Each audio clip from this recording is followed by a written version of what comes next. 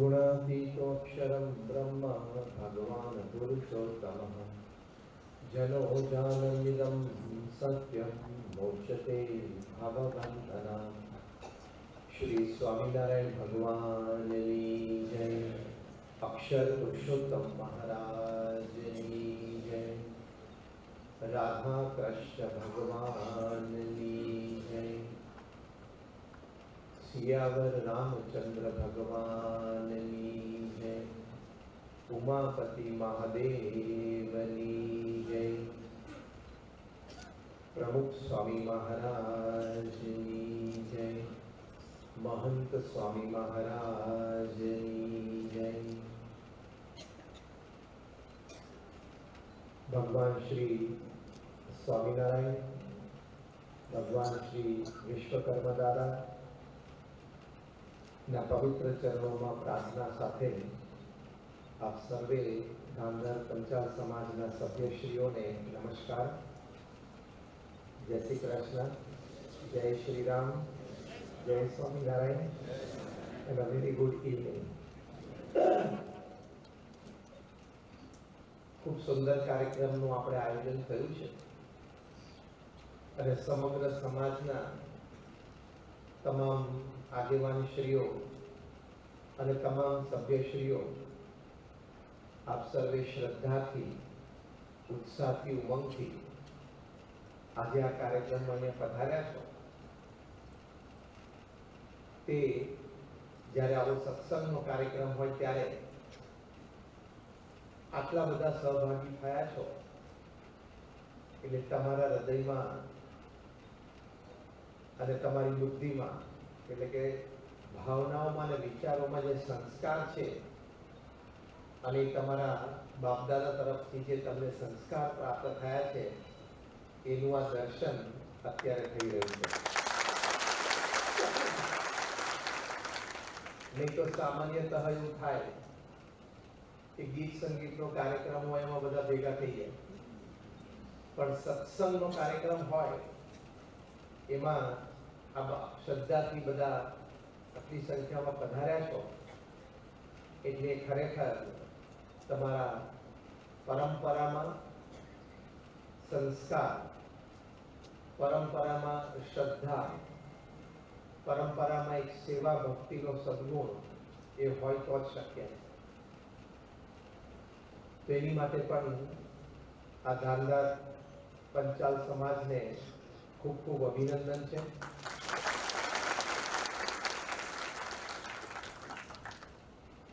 અને હમણાં મને વાત પણ કરવામાં આવી કે આ ધામદાર પંચાલ સમાજમાં બધાના ડીએનએમાં, એના લોહીમાં કારીગરી છે અને એક કૌશલ્ય છે।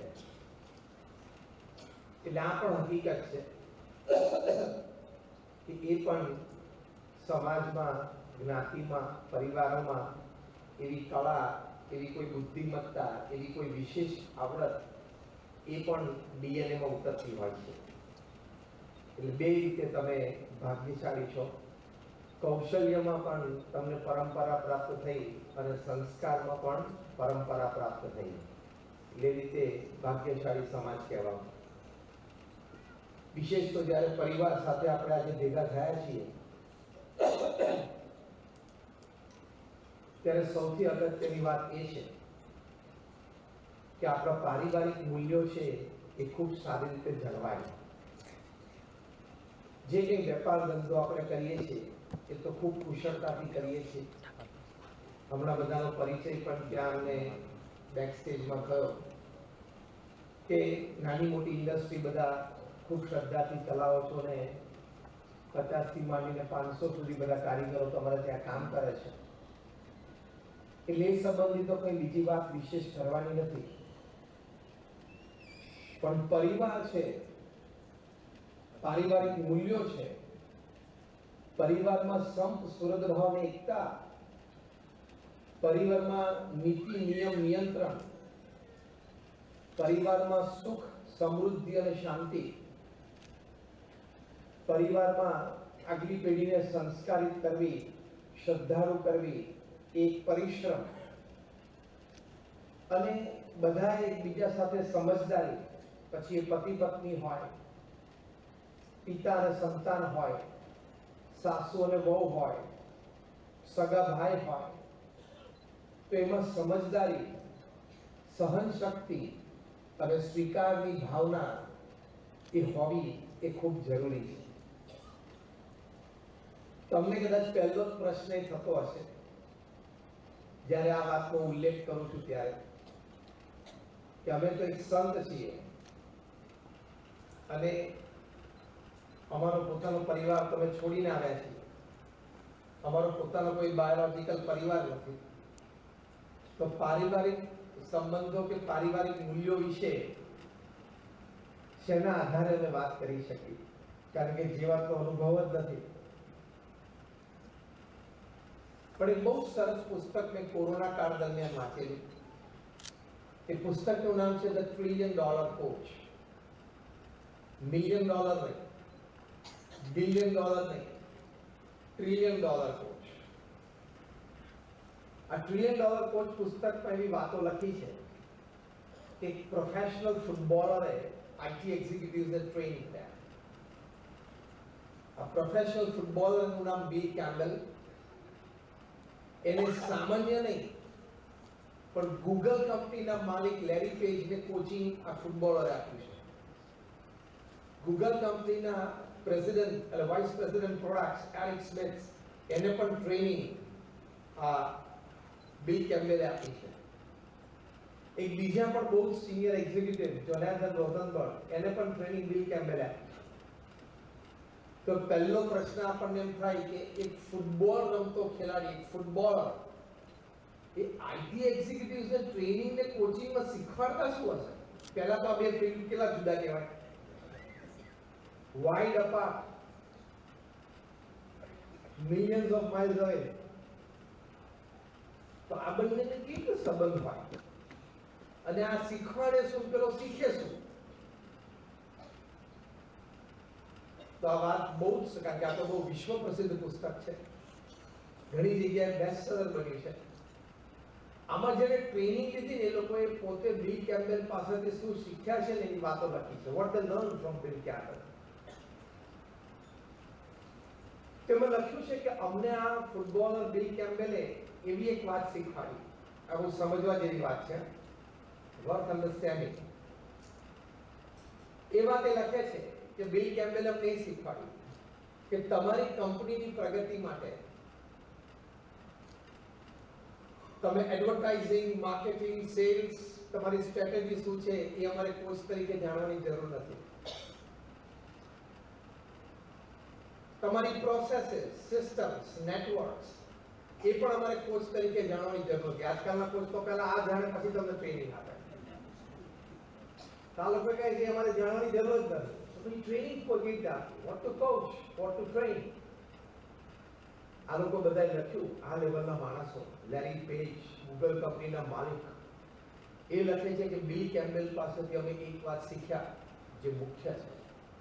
બિલ કેમ્બેલે અમને વાત શીખવાડી કે તમે જે સિનિયર મેનેજમેન્ટ છો, મુખ્ય જે નિર્ણય કરતા છો કંપનીમાં, એ જે નિર્ણય કરતા તમારી જે ટીમ છે, એ ટીમના મેમ્બર્સ એકબીજાને કેટલા ઓળખે છે, એકબીજાને સમજી કેટલા શકે છે, એકબીજાને સમજવાની તૈયારી કેટલી છે, એકબીજાની વિચારોની જ્યારે આપલે થતી હોય ત્યારે કેટલા ધૈર્યપૂર્વક સાંભળવાની તૈયારી છે, મીટિંગમાં, ચર્ચામાં, બોર્ડ મીટિંગમાં બેઠા હોય ત્યારે પોતાના વિચાર કરતા અન્ય સભ્યનો વિચાર સારો લાગે તો એ સ્વીકારવાની તૈયારી કેટલી છે, પોતાનો વિચાર મૂકી દેવાની તૈયારી કેટલી છે, અન્યના વિચાર પ્રમાણે કાર્ય પદ્ધતિ નક્કી થાય તો એ કાર્ય પદ્ધતિમાં કઈ કક્ષા સુધી એ ભળી શકે છે. પોતાના વિચાર પ્રમાણે કાર્ય પદ્ધતિ નક્કી થાય તો ભળવાનો બહુ ઉત્સાહ આવે. હા, બીજાના વિચાર પ્રમાણે કાર્ય પદ્ધતિ નક્કી થાય ને પછી એમાં ભળવું ને એમાં ઘણો ઈગો ક્રેક કરવો પડે. બિલ કેમ્બેલે આ વાત શીખવાડીને એક બહુ જ અદ્ભુત વાક્ય લખ્યું છે. The dynamics among the team members who decide the strategy, who take the decision, decides the growth of the company. એટલે કે જે ટીમ મેમ્બર્સ છે, જે સિનિયર મેનેજમેન્ટ છે, જે નિર્ણય કરતા લોકો છે, એ લોકોનું અંદરનું ડાયનામિક્સ કેવું છે એકબીજા સાથે, એ જ કંપનીના વિકાસ અને કંપનીની પ્રગતિ માટેનું મુખ્ય કારણ છે. એમ પરિવારમાં પણ આપણે જે 4 જણા કે 5 જણા કે 7 જણા, તમે માતા પિતા હોય, દીકરા દીકરી હોય, કદાચ એકાદ ગ્રેન્ડસન હોય અથવા તો વૃદ્ધ દાદા દાદી હોય, તમે જે 4 જણા 5 જણા 7 જણા પરિવારમાં સાથે રહો છો, એનું અંદરનું ડાયનામિક્સ કેવું છે ને, એની ઉપર પારિવારિક સુખ અને શાંતિ એનો આધાર છે. નહીં તો અબજોપતિના ઘરમાં પણ આત્મહત્યાને ખૂન થાય છે, અને સામાન્ય ગરીબ ઝૂંપડીમાં રહેતા હોય એના ઘરે પણ આત્મહત્યાને ખૂન થાય છે, છૂટાછેડા અને ઝઘડાઓ થાય છે. સામાન્ય ઝૂંપડામાં રહેતા હોય ત્યાં છૂટાછેડા થાય છે અને અમીરોના ઘરમાં થાય છે. એનો મતલબ શું થયો કે સુખ અને શાંતિ સમૃદ્ધિના આધારે નથી, સમજણના આધારે છે.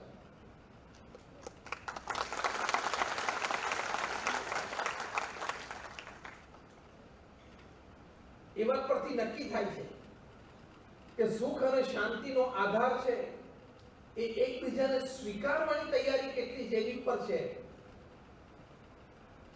સમૃદ્ધિ ઉપર આધારિત નથી. આ વાત કરીને મારે એટલું કહેવાનું કે જે બિલ કેમ્પબેલ એક ફૂટબોલર આઈટી એક્ઝિક્યુટિવને ટ્રેનિંગ આપી શકે, તો અમે બીએપીએસ ના સંતો અમે સમાજની વચ્ચે જ રહીએ છીએ, ઘરે ઘરે પધરામણી કરીએ છીએ, તમને 2 વાત તો સારી કરી છે. વિશેષ તો અમારા ગુરુ પ્રમુખ સ્વામી મહારાજ, જેમણે બીએપીએસ સંસ્થા વિશ્વવ્યાપી બનાવી. અત્યારે દુનિયામાં અમે 1800 થી વધારે hospital, hostel, school, college, community centre, સંસ્કાર કેન્દ્ર, મંદિર અને અક્ષરધામ ચલાવીએ છીએ. અને અત્યારે તમારી સાથે વાત કરું છું ત્યારે 125 થી વધારે પ્રોજેક્ટ દુનિયાના 60 દેશોમાં પાઇપલાઇનમાં છે. દુનિયાની પ્રથમ 10 મોટી સંસ્થાઓ, દુનિયાની પ્રથમ 10 મોટી સંસ્થાઓ, એનજીઓ, એમાંની એક આ બીએપીએસ સ્વામિનારાયણ સંસ્થા છે. બીએપીએસ સ્વામિનારાયણ સંસ્થાને યુનાઇટેડ નેશન્સમાં યુનોમાં એક પરમેનન્ટ સીટ છે એનજીઓ તરીકે. આ સંસ્થાને આ કક્ષા સુધી પહોંચાડી એ પ્રમુખ સ્વામી મહારાજે પહોંચાડી. આજે મહંત સ્વામી મહારાજે સસ્ટેન કરીને ગ્રોથ કરે છે. એ પ્રમુખ સ્વામી મહારાજ સમાજની વચ્ચે રહ્યા, એમના જે પારિવારિક સુખ માટેના સિદ્ધાંતો, વિચારો એ તમારી સાથે શેર કરવાના છે. કારણ કે પ્રમુખ સ્વામી મહારાજે એમના જીવનના 45 વર્ષના ગાળામાં, અને that too from the age of 51 to 95, પોતાની ઉંમર 51 થી 95 માં, 51 વર્ષે એમણે કારકિર્દી ચાલુ કરી, કારણ કે 51 વર્ષે ગુરુ પદે આવ્યા. પોતાની ઉંમર 51 થી 95 માં એમણે 1300 સંસ્થાઓ ઊભી કરી, એટલે 1300 જમીનો ઉપર 1300 પ્રોજેક્ટ પૂરા કર્યા, અને બધી ચેરિટી ઓર્ગેનાઇઝેશન. તમારામાંથી દાદર સ્વામિનારાયણ મંદિરે દર્શન કરે, આરતી કરો, બધા ગયા. એ એક સંસ્થા, એવી 1300. એક 45 વર્ષના ગાળામાં એ દુનિયાના 60 દેશોમાં 18,000 ગામો અને શહેરોમાં જાતે ગયા. અત્યારે 8 અબજની વસ્તીમાં કોઈ વ્યક્તિ એવો નથી પૃથ્વી પર જે દુનિયાના 18,000 ગામો અને શહેરોમાં જાતે ગયા હોય. અગેન પોતાની ઉંમર 51 થી 95 માં જ્યારે બહુધા લોકોને રિટાયરમેન્ટના પ્લાન શરૂ થાય ને, ત્યારે તેમનું કરિયર શરૂ થયું. તમારી ભાષામાં બોલું છું, ફરવા માટે નહીં, વ્યક્તિગત જીવનમાં ચારિત્ર્યની દ્રઢતા થાય, પારિવારિક મૂલ્યો દ્રઢ થાય, સમાજ સેવા સંસ્થાઓને સેવાને પ્રેરિત થાય, એની માટે ગયા. આ 45 વર્ષના ગાળામાં એમણે 3.5 લાખ ઘર, ઓફિસ, ફેક્ટરી કે દુકાનમાં પધરામણી કરી. આ 45 વર્ષના ગાળામાં એમણે 7.5 લાખ પત્રો લેખિત એનો ઉત્તર આપ્યો. આજ 45 વર્ષમાં એમણે અમારા જેવા 1100 સંતોને દીક્ષા આપી અને 1 લાખ યુવાનોનો સ્વયંસેવક દળ ઊભું કર્યું. આ કલ્પનાથી આંકડાઓ છે ને, એમનો જે સમાજ જીવનનો અનુભવ, એમનો જે પારિવારિક મૂલ્યોનો અનુભવ, એ તમારી સાથે શેર કરવા. પહેલી વાત પ્રમુખ સ્વામી મહારાજ કરતા, આ બધા અમૃત વચનો છે એમના. ખાલી સામાજિક અનુભવ નહીં, પણ આધ્યાત્મિક શાંતપણામાંથી આ અમૃત વહેલું છે. એ તમારી સાથે હું શેર કરું. પહેલી વાત પ્રમુખ સ્વામી મહારાજ કરતા, જ્યારે યુવાનોને વાત કરતા, નવા પરણેલા હોય યુવાનો, એ લોકોને માર્ગદર્શન આપતા પોતે કહેતા કે અગ્નિની સાક્ષીએ તમે ભેગા થયા છો તો હવે અગ્નિની સાક્ષીએ છૂટા પડવાના. આ એક્ઝેક્ટ શબ્દો હું ના બોલું છું. લગ્ન થાય દીકરા દીકરીને ત્યારે પતિ પત્ની અગ્નિની સાક્ષીએ ભેગા થાય. યજ્ઞકુંડમાં અગ્નિ હોય એને પરિક્રમા પ્રદક્ષિણા કરીને 7 ફેરા ફરીને ધર્મના બંધને બંધાય. એટલે અગ્નિની સાક્ષીએ ભેગા થયા છીએ, હવે અગ્નિની સાક્ષીએ છૂટા પડવાનું. એટલે શું? બે માંથી એકનો સ્વર્ગવાસ થાય અને એનો અગ્નિ સંસ્કાર થાય ને ત્યારે છૂટા પડવાનું. એનો અર્થ શું શબ્દો કહેતા? અગ્નિની સાક્ષીએ ભેગા થયા છીએ તો હવે અગ્નિની સાક્ષીએ છૂટા પડવાનું, એવો નિર્ણય કરવાનો, એવું કમિટમેન્ટ, એવું પ્લેજ, પ્રતિજ્ઞા લેવાની. એ આપણા પારિવારિક મૂલ્યો છે. અત્યારે પૃથ્વી પર રોજ 9,800 ડિવોર્સિસ થાય છે. It will touch the magical but unfortunate figure of 10,000 divorces every day by this summer end. રોજના 9,800 છૂટાછેડા પૃથ્વી પર થાય છે. રોજના. ત્રીજી વખત બોલું કે તમને લાગે મહિનાના અઠવાડિયાના બધા રોજના.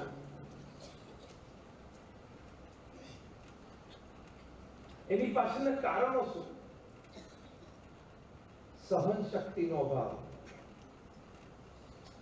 એકબીજાને પૂર્ણ રીતે સ્વીકાર કરવાનો અભાવ, નાના મોટા પ્રશ્નો કે ભેદભાવ ઉભા થઈ શકે, માણસ છે તો એકબીજાને સમજવાની અને સ્વીકારવાની તૈયારીનો અભાવ. અને ચોથું મોટું કારણ કોમ્પ્રોમાઇઝ કરવાની વૃત્તિ.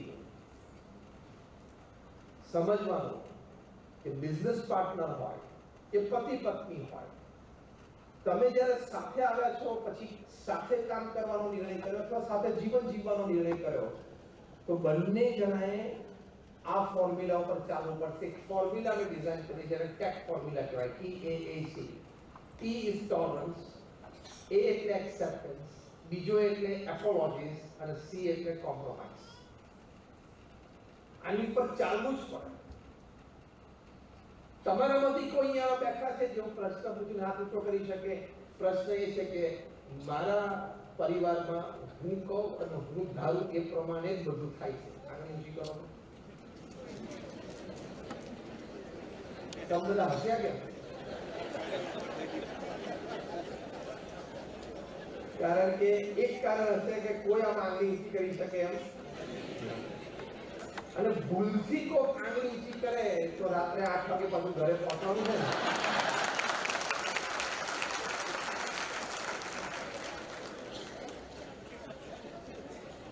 ત્યાં ઘરે જઈને કોઈ જમવાનું છે ને, પેલા તો દરવાજો ખુલે તો લે. આ તો એક લાઈટની વાત કરું છું. કહેવાનો મારો મતલબ એ છે કે આપણે સમજીએ છીએ કે સાથે રહ્યા છીએ ને સાથે કામ કરીએ છીએ તો ટોલરન્સ, એક્સેપ્ટન્સ, એપોલોજીસ અને કોમ્પ્રોમાઇઝ ઉપર જવું જ પડે. નહીં તો જીવનમાં પ્રશ્નો થાય જ. રામાયણ જેવા મહાન ગ્રંથમાં વાલ્મીકીજી આપણને સુંદર ઉપદેશ આપ્યો છે. વાલ્મીકીજીએ લખ્યું છે કે જેમ રથના બે પૈડા હોય એમ સંસાર રૂપી રથના પતિ અને પત્ની બંને એના પૈડા છે. બેયનું સરખું મહત્વ છે. એવી એક વૃત્તિથી, એવી એક ભાવનાથી એ આપણે સાથે રહેવું જોઈએ. 9,800 ડિવોર્સિસ રોજના એ કોઈ સામાન્ય વાત નથી. એની પાછળના કારણો, પહેલું મોટું કારણ અહમ. હું તારા કરતા વધારે ભણેલો છું અથવા ભણેલી છું, તારા કરતા મારી જોબ સારી છે, તારા કરતા મારી બુદ્ધિ શક્તિ આવડત વધારે છે, તારા કરતા મારો પગાર વધારે છે. આવું એક પતિ અથવા પત્ની બંનેને નાનો મોટો અહમ. અહમ વ્યક્તિ માત્રમાં એની ના નથી, બધામાં. પણ એ અહમ ઉપર જ્યાં સંબંધોને પ્રાધાન્ય આપવાનું છે, કંટ્રોલ તો લાવવો જ પડે. You have to decide whether you want to give priority to your ego or relationship. એક વાત નક્કી કરી રાખો કે તમારે પ્રાધાન્ય શેને આપવું છે, અહમને કે સંબંધોને. સંબંધોને પ્રાધાન્ય આપવું હોય તો અહમ ઓછો કરવો જ પડશે, અને અહમને પ્રાધાન્ય આપશો તો સંબંધો તૂટશે. એ સિદ્ધાંત છે. ક્યાંક ભૂલ હોય તો રોકવું પડે, ટોકવું પડે, એની ના. પણ તમારે સંબંધો પરિવારમાં એ તો આજીવન ટકાવી રાખવા પડશે. એ તો પરિવારમાં સમશુદ્ધ ભાવ એકતા નહીં રહે અને બાળકોને સંસ્કાર નહીં રહે. તો પહેલું મોટું કારણ છે અહમ. એમાં સંબંધને પ્રાધાન્ય આપીને અહમને થોડુંક ઓછું કરી નાખો. વાણીમાં, વર્તનમાં, એ જેની સાથે તમારે જીવન વિતાવવાનું છે ત્યાં કોઈ દિવસ અહમ રાખવો, એ નુકસાનકારક છે. બીજી અગત્યની વાત, લગ્ન જીવનની પવિત્રતા અને લગ્ન જીવનની પ્રથા એ પણ ખૂબ અગત્યની છે. બહુ એક સરસ પુસ્તક મેં કોરોના કાળ દરમિયાન વાંચેલું પુસ્તકનું નામ છે ફેમિલી એન્ડ સિવિલાઇઝેશન, એટલે પરિવાર અને સંસ્કૃતિ. કાર્લ ઝિમરમેન આ પુસ્તક લખ્યું છે. બહુ જ સરસ રિસર્ચ છે. આ કોઈ પંખા નીચે બેસીને 5-15 વિચારો પ્રકાશિત કર્યા હોય એવું નથી. આ પુસ્તક એસી રૂમમાં બેસીને મજા આવી લખવાની 5-15 વિચારો લખી નાખે એવું નથી. It is a research. કે પૃથ્વી ઉપર 21 સંસ્કૃતિઓ હતી, એમાંથી આજ સુધીમાં 19 સંસ્કૃતિઓ નષ્ટપ્રાય થઈ ગઈ. એની પાછળના પારિવારિક જીવનના ફેરફારો એ મુખ્ય કારણો બન્યા. તો જે તે સંસ્કૃતિ, જે તે જ્ઞાતિ, જે તે જાતિમાં જ્યારે પારિવારિક મૂલ્યોમાં ઉણપ આવી ત્યારે એ રિફ્લેક્ટ થઈ સમાજમાં અને સંસ્કૃતિમાં, અને સમાજ અને સંસ્કૃતિ તૂટી. બહુ જ રિસર્ચ સાથે 21માંથી 19 સંસ્કૃતિઓ તૂટી એની વાતો કાર્લ ઝિમરમેનના પુસ્તક ફેમિલી એન્ડ સિવિલાઇઝેશનમાં લખી છે. વાત એને લખ્યું કે પારિવારિક મૂલ્યોમાં ફેરફાર થયા એટલે સમાજ, જ્ઞાતિ અને સંસ્કૃતિ કઈ રીતે તૂટે. તો પહેલું કારણ લખે છે કે જે પરિવારોમાં, જે જ્ઞાતિ જાતિમાં લગ્ન જીવનની પવિત્રતા અને લગ્ન જીવનની પ્રથા વિશે ક્યાંક અણગમો શરૂ થયો, ક્યાંક બદલાવ લાવવો, અથવા તો એ ફ્રેમવર્કમાં પોતાની જાતને સેટ ન કર્યું, સ્વચ્છંદ બન્યા યુવાનો, અને લગ્ન જીવનની પ્રથા અને પ્રણાલિકા અને પવિત્રતા એના પ્રત્યે દુર્લક્ષ સેવ્યો, એની ગરિમા ન સાચવી શક્યા, ત્યારે એ પરિવાર, એ જ્ઞાતિ, એ સમાજ ને સંસ્કૃતિ તૂટી. જેને આજના જમાનામાં કહેવાય છે લિવ ઇન રિલેશનશિપ. અત્યારે સમાજમાં બહુ જ મોટું એક નોનસેન્સ ઘૂસી ગયું હોય તો આ લિવ ઇન રિલેશનશિપ છે. એ લગ્ન જીવનની પ્રથા અને લગ્ન જીવનની પવિત્રતા એ બંનેને તોડે એવી આ વિચારધારા છે. હા કે ના? આ ખાલી એક શ્રદ્ધાથી વાત નથી. આ કાર્લ ઝિમરમેન એણે આ પુસ્તક ફેમિલી એન્ડ સિવિલાઇઝેશન માં કે રિસર્ચ લખી છે કે 21માંથી 19 સંસ્કૃતિઓ તૂટી ગઈ. એકાદ પરિવાર તૂટે જુદી વાત થઈ ગઈ, એકાદ જ્ઞાતિ તૂટે જુદી વાત થઈ ગઈ, પણ એક સંસ્કૃતિમાં ઘણી બધી જ્ઞાતિઓ રહેતી હોય. જેમ તમારો આ ધાંધા પંચાલ સમાજ છે એવો એક સમાજ, એવી તમે સનાતન હિન્દુ ધર્મની સંસ્કૃતિઓ લો તો આવા 100, 200, 500 સમાજો છે, 1000, 2000, 5000 સમાજ છે. એ બધા સમાજ, આખી સંસ્કૃતિ તૂટી ગઈ. લગ્ન જીવનની પ્રથા, પ્રણાલિકા અને પવિત્રતા વિશે જ્યારે પ્રશ્ન ઉઠ્યો ત્યારે એટલે આપણે આપણા પરિવારમાં અને સંતાનોને શીખવવા કે આ આપણી સંસ્કૃતિ વિરુદ્ધ છે. આજના યુવાનો છે જેન ઝી, એને થાય કે હું સ્વતંત્ર છું, હું એક પુખ્ત વયની વ્યક્તિ છું, એટલે હું એડલ્ટ છું, હું મારા જીવનના નિર્ણયો લઈ શકું છું, મને સ્વતંત્રતા છે, અને એનાથી મોટું હું લીગલી સાચો છું તો હું કરી શકું. આવી એક વિચારધારા છે. આ વિચારધારા ખોટી નથી, પણ every freedom comes with accountability. કોઈ પણ સ્વતંત્રતાની પાછળ એની મર્યાદાની સીમારેખા તો હોય કે ના હોય?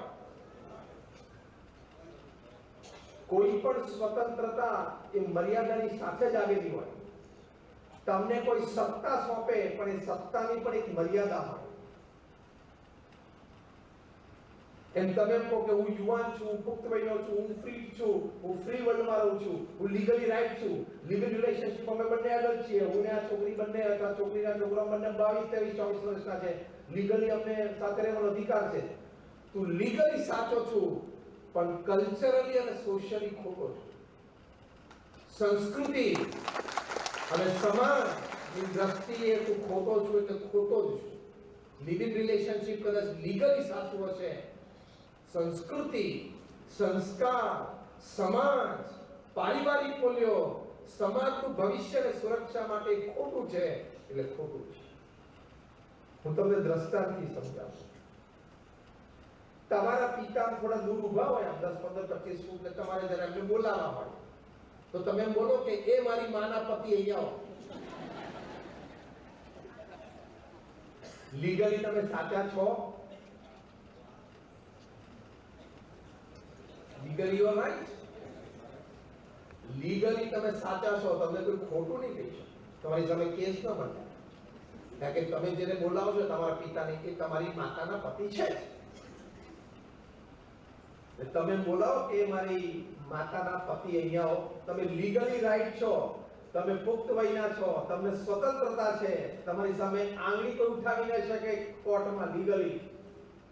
પણ તમારાથી એ બોલાય? કેમ ન બોલાય? સંસ્કૃતિ, સંસ્કાર, સમાજ અને પારિવારિક મૂલ્યોની દ્રષ્ટિએ તમે ખોટા છો.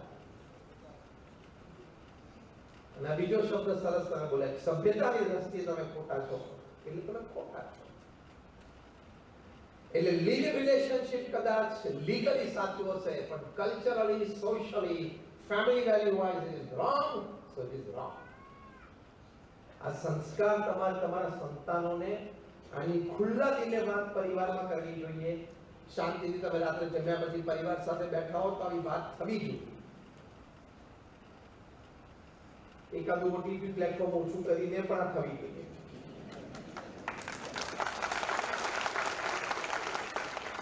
તાળી પાડી હોય તો આવતા મહિનાનું સબસ્ક્રિપ્શન ભરતા નહીં, કારણ કે એમાં કચરપટ્ટી સિવાય કઈ આવતું નથી. એમાં સંસ્કાર ધોવાઈ જાય સિવાય કઈ આવતું નથી.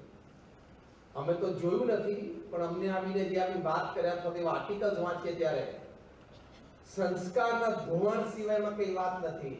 એમાં કયું વાક્ય, કયો ડાયલોગ કેવા અર્થ સાથે આવતો હોય, કેવા દ્વિઅર્થી હોય, એની બોડી લેંગ્વેજ અને ફેશિયલ એક્સપ્રેશન્સ કેવા દ્વિઅર્થીઓ આપણને કાંઈ ખબર નથી. તમે રાત્રે 12-1 વાગે ધારો કે ઘરે સૂતા છો પરિવાર અને કોઈક દરવાજો ખખડાવે, તો રાત્રે 1-2 વાગે તમારો દરવાજો ખખડે, તમે દરવાજો સીધો ખોલી નાખો તો બધાય તરત ના પડે. કેમ? કે ભાઈ અજાણી વ્યક્તિ, અને કદાચ કોઈ આપણને ફોન કર્યો હોય પરિવારે, તમારા ભત્રીજા ભાણીએ કે ભાઈ મારી ટ્રેન મોડી થઈ છે ને કદાચ રાત્રે 12:30 પછી પહોંચું, તો તમને થોડો કે અંદાજ હોય અને હોકારો કરો બહારથી કે કા હું તો મનીષ છે, તો તમે કહો યા તો ભત્રીજો મનીષ છે, તમે ખોલ નાખો.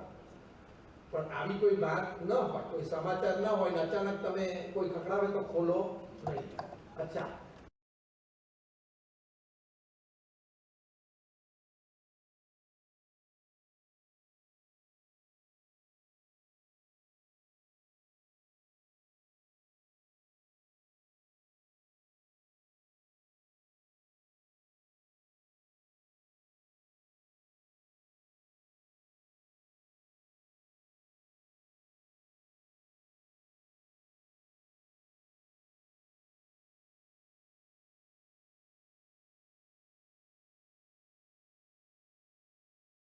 કેવા કપડા પહેરશે, કેવા શબ્દો બોલશે, ગાળો બોલશે કે નહીં એની તમને કાંઈ ખબર નથી.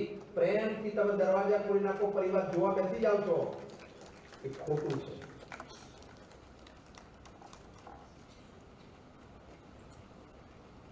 એટલો જ સમય તમે તમારી બુદ્ધિનો વાપરીને તમારા ફિલ્મો ઉડાવતો ને કોઈ સેવાના કાર્યમાં ઊંડા ઉતરો ને. તમારી ઇન્ટેલિજન્સ, તમારી કોમન સેન્સ, તમારી સ્ટ્રીટ સ્માર્ટનેસ, તમારો મેમરી પાવર, આ બધું જ આખો ધોવાણ થાય છે. ગાયને દોઈને દૂધ ગટરમાં નખાય એમ ભગવાન આપણને બુદ્ધિ, શક્તિ, આવડત, હોશિયારી આટલી આપી, તમે આટલો બધો ટાઈમ સ્ક્રીન પાછળ કાઢો એટલે એ ગાયનું દોઈને દૂધ કાઢીને ગટરમાં નાખ્યું કહેવાય. Respect your life. તમારા જીવનની કદર હોવી જોઈએ. તમને આપણી પાસે 80-90 વર્ષનું જીવન છે, એ સમયની કદર હોવી જોઈએ. ભગવાન આપણને બુદ્ધિ, શક્તિ, આવડત છે કે જેને જેટલી આપી હોય એની પણ આપણે કદર કરવી જોઈએ. આ રીતે રેસ ના કરાય. આ તમારે કામનું છે, તમારે વેપાર ધંધાની વાત છે તો 10 કલાકે મકાડો, 50 કલાકે મકાડો, એની જાણ.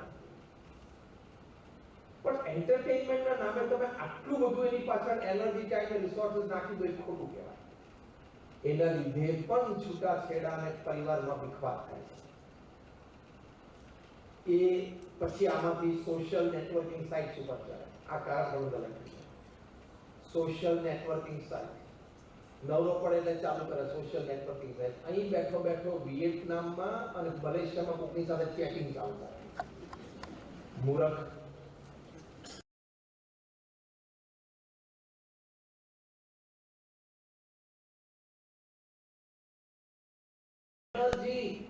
તને કોઈ તારા જીવનની કિંમત છે કે નહીં?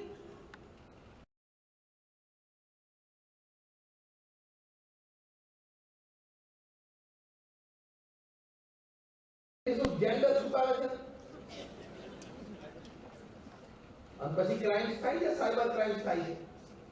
જેન્ડર છુપાવે, તમને ખબર જ ના પડે સામે સ્ત્રી છે પુરુષ છે. they hide the identity, they hide the gender.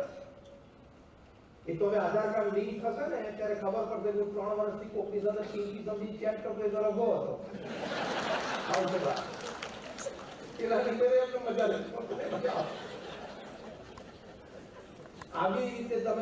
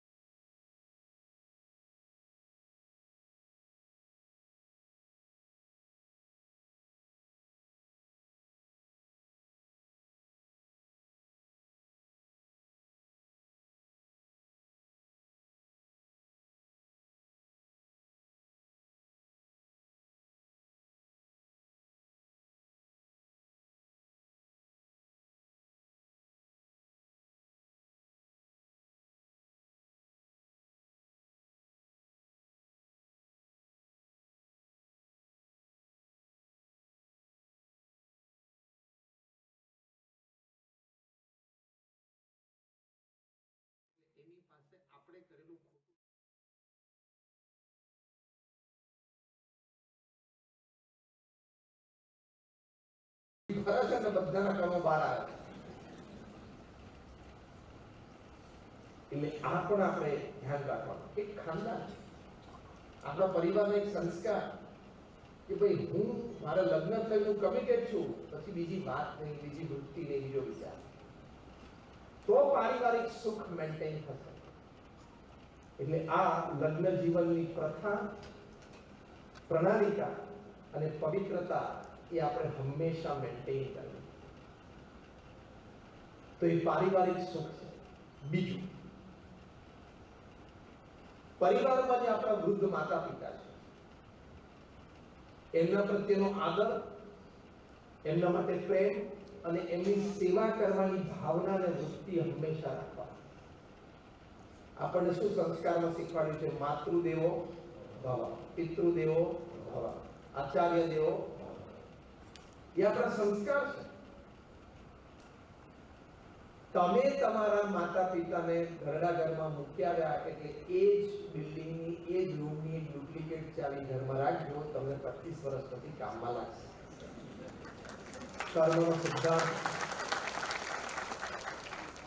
ચક્કર ફરશે. કારણ કે તમારા છોકરા જોઈ ગયા કે પપ્પા મમ્મીએ છે ને દાદા દાદીને આપણી ગેલેરીમાં લઈ જાય, પેલું મકાન દેખાય છે ત્યાં મૂકી આવ્યા છે, આપણે પણ એમની ઉંમર ના થાય ત્યારે મૂકી આવવાના છે. હા, ઘણી વખત ઘર નાનું હોય, જગ્યાની કન્સ્ટન્ટ હોય, એવા કંઈક હોય, કંઈક વ્યવસ્થા, એ અલગ વાત છે. પણ તમે એમ કહો કે સાસુ વહુને બનતું નથી એટલે માતા પિતાને બીજા જગ્યાએ જુદા કરવાના, માતા પિતાને ઘરડા ઘરમાં મૂકી આવ્યા, તો એ સંસ્કૃતિ અને સહન કરવાની વાત ક્યારે? મહંત સ્વામી મહારાજ, અમારા ગુરુએ 87 વર્ષની ઉંમરે સત્સંગ દીક્ષા એક ગ્રંથ લખ્યો છે. એમાં સમગ્ર શાસ્ત્રના સાર રૂપે વાતો લખી છે. એમાં એક વાત પારિવારિક સંબંધો, મૂલ્યો વિશે આ લખી છે કે દરેક સાસુ સસરાએ પોતાના વહુને દીકરી માનીને એની માટે પ્રેમ અને આદર રાખવો, અને દરેક વહુએ પોતાના સાસુ સસરાને માતા પિતા જાણીને પ્રેમ, આદર અને સેવા કરવી. આ એક સિદ્ધાંત સમજી જાય ને, આ 9800 ડિવોર્સીસમાંથી 50-70% કટ થઈ જાય છે. કારણ કે જેટલા કારણો છે ને એમાંથી 60% સાસુ વહુના પ્રશ્નો છે કોર્ટ્સમાં. એટલે આ વાત મહંત સ્વામી મહારાજે લખી છે. એ સંસ્કાર આપણે આપણા સંતાનોને આપવાના. એ સંસ્કાર નહીં આપો તો પ્રશ્ન આવશે જ. થોડી થોડી વાતમાં ઝઘડો, થોડી થોડી વાતમાં ટોલરન્સ નહીં, થોડી થોડી વાતમાં પેશન્સ નહીં. આજકાલની યુવા જનરેશનને શું છે એનો એટીટ્યુડ કે હું ખોટો હોઉં તો દોસ્ત મને જાહેરમાં લાખો મારતો હતો, પણ હું સાચો હોઉં ને તો હું આટલું સહન નહીં કરું. એટીટ્યુડ છે. આ એટીટ્યુડ ખોટો છે. સામે વડીલ હોય, ઉંમરમાં મોટા હોય, કોઈ સમાજના પ્રતિષ્ઠિત વ્યક્તિ હોય તો તમારે એની મર્યાદા રાખવી જોઈએ. પ્રમુખ સ્વામી મહારાજ એક પ્રસંગે એક ભાઈને કહેલું, એમની 2 દીકરીઓના લગ્ન એક માંડવે લીધા હતા. સારો પ્રસંગ ઘરમાં હતો, શુભ વાત હતી. એટલે બંને દીકરીઓની કંકોત્રી લઈને એ વ્યક્તિ પ્રમુખ સ્વામી મહારાજ પાસે આવ્યા કે મારી બંને દીકરીઓના લગ્ન છે, આપ આશીર્વાદ આપો. પ્રમુખ સ્વામી મહારાજ આશીર્વાદ આપ્યા. પછી પ્રમુખ સ્વામી મહારાજ એમના અનુભવ અને શાણપણ પરથી 2-3 સરસ વાત કરે છે. પહેલી વાત પ્રમુખ સ્વામી મહારાજે કહી કે તમારી દીકરી સાસરે જાય છે તમે કહેજો કે 2 વર્ષ સુધી કંઈ બોલે નહીં, જોવે, જાણે, સમજે. કેમ કે એક ઘરના લોકોની રહેણી કેણી આપણા ઘર કરતા જુદી હોય, ઉઠક બેઠકના સમય જુદા હોય, ખાવા પીવાના સમય અને સ્વાદ, ટેસ્ટ જુદા હોય. ત્યાં જેલ થવું પડે, મિક્સ થવું પડે, ભળવું પડે. પહેલા દિવસે જે સજેશન કરે કે આપણા ઘરમાં રેફ્રિજરેટર છે, થોડુંક આ દિશામાં રાખીએ તો સારું થઈ જાય. હવે આ રેફ્રિજરેટર આ દિશામાં 8 વર્ષથી છે, બધાને ફાવી ગયું છે, તું જલ્દી ખવડાવી દે, તું ખેરવીશ તો તું ભરી દઈશ.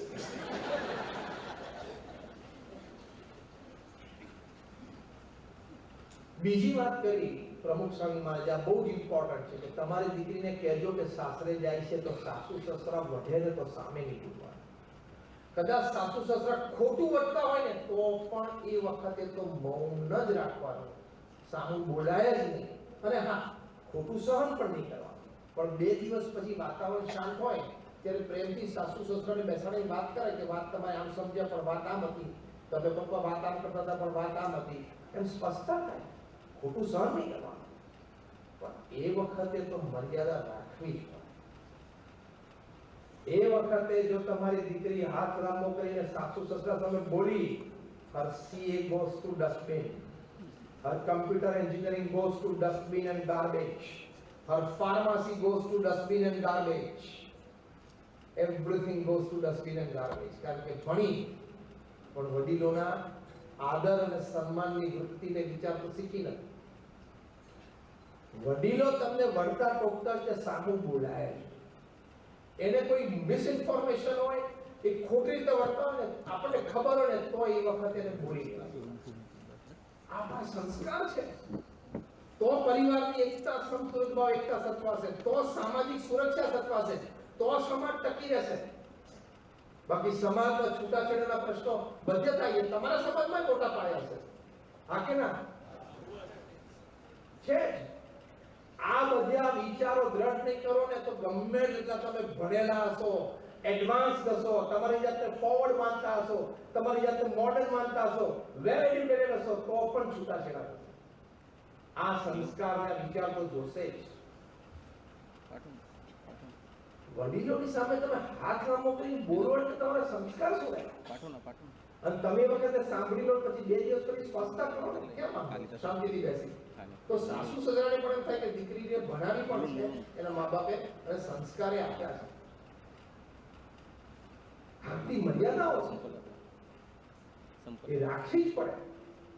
અને મેં કહ્યું એમ ફરી કહું છું, આપણે ખોટું સહન નથી કરવું, પણ એ પ્રસંગે તો સામું ના જોવું.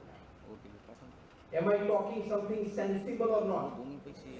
Raise your hands if you say yes. આ કઈ હું આમ કે વિચાર માંગી લે અને સમજણ સાચી છે એવી કઈ વાત કરું છું કે એમને ફેંકાફેંક કરું છું? તો આ આપણે વિચાર કરો. આપણે મનુષ્ય છીએ, આપણે પશુ નથી.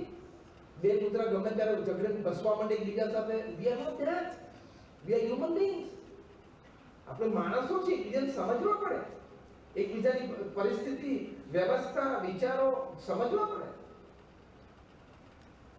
નહીં તો પરિવાર તૂટી જાય, સમાજ તૂટી જાય અને મોટા પ્રશ્નો ઉભા થાય પરિવારમાં અને સમાજમાં બધી રીતે. એ પણ મર્યાદાઓ આપણે સાચવા. મેં જેમ વાત કરી તેમ વડીલોનો આદર, વૃદ્ધ માતા પિતાનો અને એની સેવા.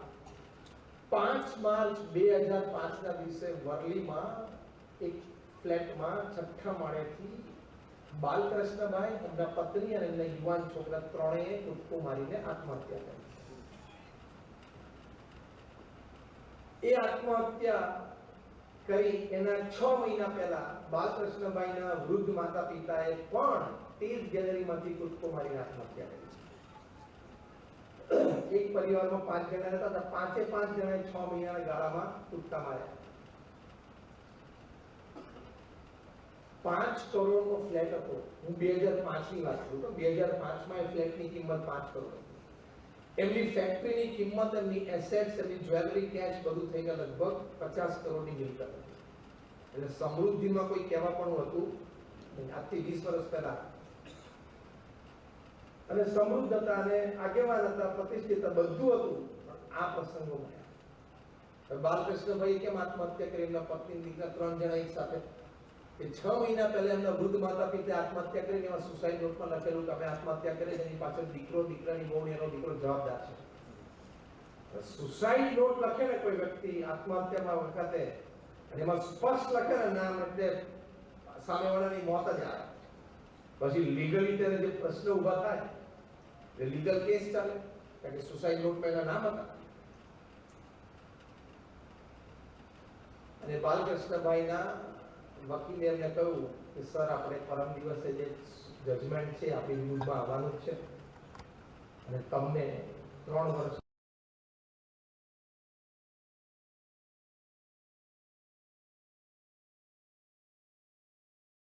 નામ લખ્યું છે અને બધી રીતે હેન્ડરાઇટિંગ આપે, બધું લીગલ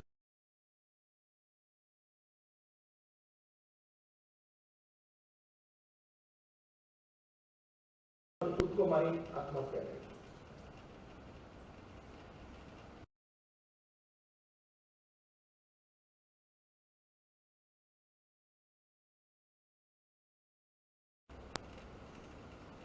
કે આ પરિસ્થિતિનું નિર્માણ થયું. એટલે આપણા સંસ્કાર છે માતૃદેવો ભવ પિતૃદેવો ભવ, એની સેવા કરવા. આપણે નાના હતા ત્યારે આપણી કોઈ અર્જો ડિમાન્ડ હોય, રાત્રે રડતા હોય, બહુ નાના હોય ત્યારે માતા પિતા બિચારે રાત્રે ઉજાગરા કરીને સાર સંભાળને બધું લીધું છે. હવે એ વૃદ્ધ થયા તો 80-85 વર્ષે બાળક જેવા જ કહેવાય. એની કોઈ ડિમાન્ડ પ્લસ માઇનસ હોય તો આપણે સમજવી જોઈએ. એ વૃત્તિ રાખવી જ પડે. તમે તમારા મા બાપની સેવા કરશો તો મા બાપનો પ્રસન્નતા તમને પ્રાપ્ત થશે જ. એ આપણા પારિવારિક મૂલ્યોના સંસ્કારો છે. એ ખાસ જળવાઈ રહે એની માટે પ્રયત્ન કરજો. બીજી એક વાત, શ્રદ્ધા રાખવી પણ અંધશ્રદ્ધા કોઈ દિવસ રાખવી નહીં. ભગવાનને શુદ્ધ ભાવે તમે ભક્તિ કરો એ શ્રદ્ધા છે. અને મેં આમ કર્યું એટલે દેવ કોપાયમાન થઈ ગયા, મારાથી આ ભૂલ થઈ ગઈ એટલે દેવી કોપાયમાન થઈ ગયા, આ બધી વાતો ખોટી છે. એ અંધશ્રદ્ધા છે. દેવ અને દેવી તો આપણા મા બાપ છે. નાનું છોકરું હોય વર્ષ દોઢ વર્ષનું, તે કઈ ધારો કે ધૂળમાં રમતું રમતું આડોડતું ગંદુ થઈ જાય, તેના માતા પિતા કે એને મારે, સજા કરે? કેમ? જાણે કે હવે નાનું છોકરું છે તો ત્યાં જ રમે. એ ધારો કે તમારે લોટ કે કંઈક ઘઉં પડ્યા, નાનું બાળક રમતા રમતા એને કંઈક ઢોળ્યા, બરાબર, અથવા કાચનું વાસણ કંઈક ખોડ્યું. નાના બાળકના 2-2.5-3 વર્ષનું બાળક હોય, અથવા કંઈક કાચનું વાસણ હોય અને કંઈક હવે તમે તો આપી ન જાણી કરીને કોઈ દિવસ આપે નહીં, આવે ક્યાંકથી હાથમાં આવી ગયું રમતા રમતા, અને હાથમાંથી છૂટ્યું અને પડ્યું અને આજુબાજુ બધા ટુકડા થઈ ગયા. અને તમે જુઓ તો પહેલું કામ શું કરો? પહેલા એ તમે બધા જે બોલ્યા, પહેલા બાળકને ઉચકીને તમે એક તૂટેલા કાચનો જે પડથારો પડ્યો છે એમાંથી એને સેફ ઝોનમાં મૂકી દો. હવે જો એને જ તોડ્યો છે પણ છતાં પહેલા તમે એને સેફટી આપો છો, તો મા બાપ તરીકે એક બાળકે ભૂલ કરી છે જાણે અજાણે, તો તમે પહેલા એને સેફટી આપો છો. તો દેવી દેવતા પણ આપણે ભૂલ કરીએ તો પહેલા આપણને સેફટી આપે. એ કોપાયમાન ના થાય.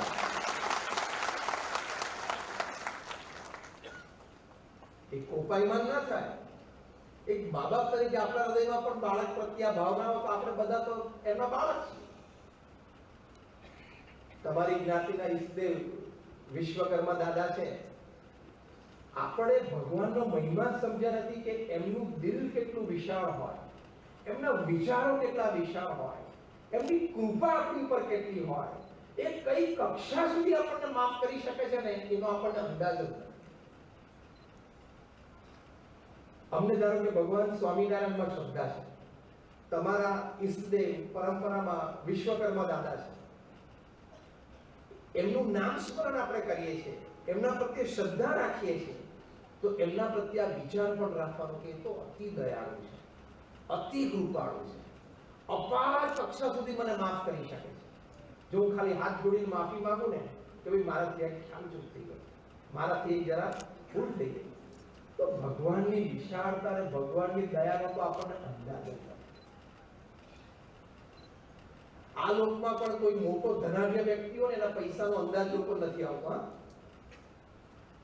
આ એલન મસ્ક અત્યારે પૃથ્વીનો સૌથી ધનાઢ્ય વ્યક્તિ છે ને, એના ધન અને વૈભવનો અંદાજ જ નથી પૃથ્વી.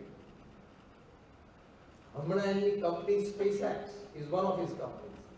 SpaceX એ બોર્ડે રિઝોલ્યુશન પાસ કર્યું હતું. હવે એનો વાર્ષિક પગાર $1 ટ્રિલિયન થશે. 1 ટ્રિલિયન એટલે ખબર પડી, 1000 અબજ ડોલર એનો વાર્ષિક પગાર.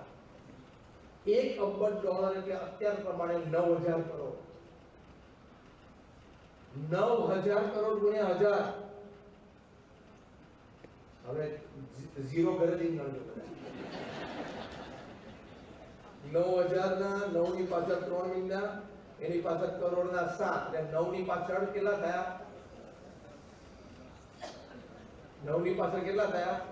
10.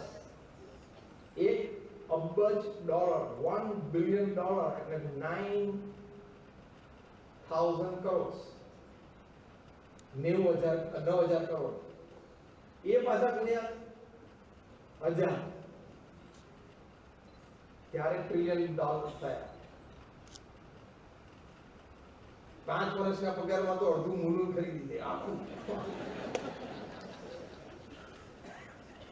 હું એટલા માટે કહું છું કે આ પૃથ્વી પર પણ એવા પૃથ્વી પર લોકો જીવે છે કે એના ધન વૈભવનો અંદાજો નીકળે એમ નથી. તો ભગવાનની દયા અને કૃપાનો તો ક્યાં અંદાજો નીકળે એમ છે. માટે અંધશ્રદ્ધા નહીં રાખવા, બીવાનું નહીં, ગભરાવાનું નહીં. ભૂલ થઈ હોય તો ભગવાન પાસે માફી માંગી દેવાની, દંડવત પ્રણામ કરવાના, આરતી ઉતારીને ક્ષમા ભાવ માંગવાનો. દયાળુ છે. આપણે કહાનીઓ નથી સાંભળી મોટા મોટા રાજાઓની કે કોઈ સૈનિકે કે કોઈ પરિવારજને કે કોઈ પોતાના રાજ્યમાં કોઈ ભૂલ કરી હોય અને માફી માંગે કે રાજા સાહેબ મારી ભૂલ થઈ ગઈ. તો રાજાઓમાં પણ એવા દિલદાર છે ને, આપણે કહાનીઓ સાંભળી છે, ભણ્યા છે જામાં ફરી કરી. તો રાજામાં પણ આટલો દયાનો ભાવ આપણે બધા ઘણા પ્રસંગો સાંભળે તો ભગવાનમાં તો કેટલો હોય. એટલે ખોટી અંધશ્રદ્ધા રાખવાની નહીં. અંધશ્રદ્ધા ક્યાંથી ઉપજે છે? ખોટા ડરથી કે મેં હવે આવું કર્યું ને એટલે મારી પર ભગવાન બહુ જ અથવા તો મારા કુળદેવી બહુ જ કોપાયમાન થાય. નથી થતા. તમે શુદ્ધ ભાવે એનું ભજન ને ભક્તિ કરો તેની કૃપા છે જ. એટલે અંધશ્રદ્ધા રાખવાની નહીં. આપણા સત્શાસ્ત્રોમાં શ્રીમદ ભાગવતમાં 9 પ્રકારની ભક્તિનું વર્ણન છે. શ્રવણમ, કીર્તનમ, સ્મરણમ, પાદ સેવનમ, અર્ચનમ, વંદમ, દાસ્યમ, સખ્યમ, આત્મનિવેદનમ. કે ભગવાનના દર્શન કરવા, સન્મુખ બેસીને ભગવાનની મૂર્તિનું ધ્યાન કરવું, ભગવાનનું નામ સ્મરણ કરવું, ભગવાનને દંડવત પ્રણામ કરવા, પુષ્પહાર પર પૂજન કરવું, પછી જે ઈષ્ટદેવને આપણે માનતા હોય એમની જે કંઈ તિથિ આવતી હોય, એમનો વાર તહેવાર આવતો હોય, એમનો પ્રસંગ આવતો હોય ત્યારે તમે જે કંઈ કરો, પદયાત્રા કરો, શ્રદ્ધા, એ બધું શ્રદ્ધા છે.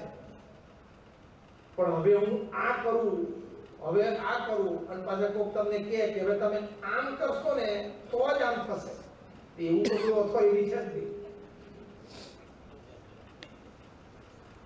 આ છેલ્લા વાક્યમાં ઘણું સમજી જજો. હા,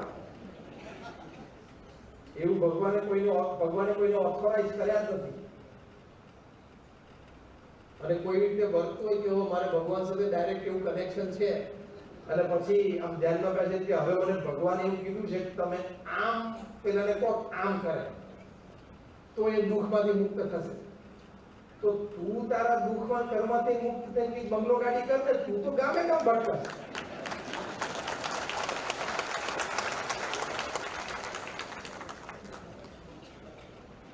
આમાં ઘણું બધું સમજજો. હા, તમને કોક આવીને કે તમારે આ થયું, હવે તમારે આમ કરવું પડશે, તમારે આમ કરવું પડશે. હું ખાલી આમ આમ શબ્દ જ વાપરું, જેમાં તમે ઘણું બધું સમજી જજો.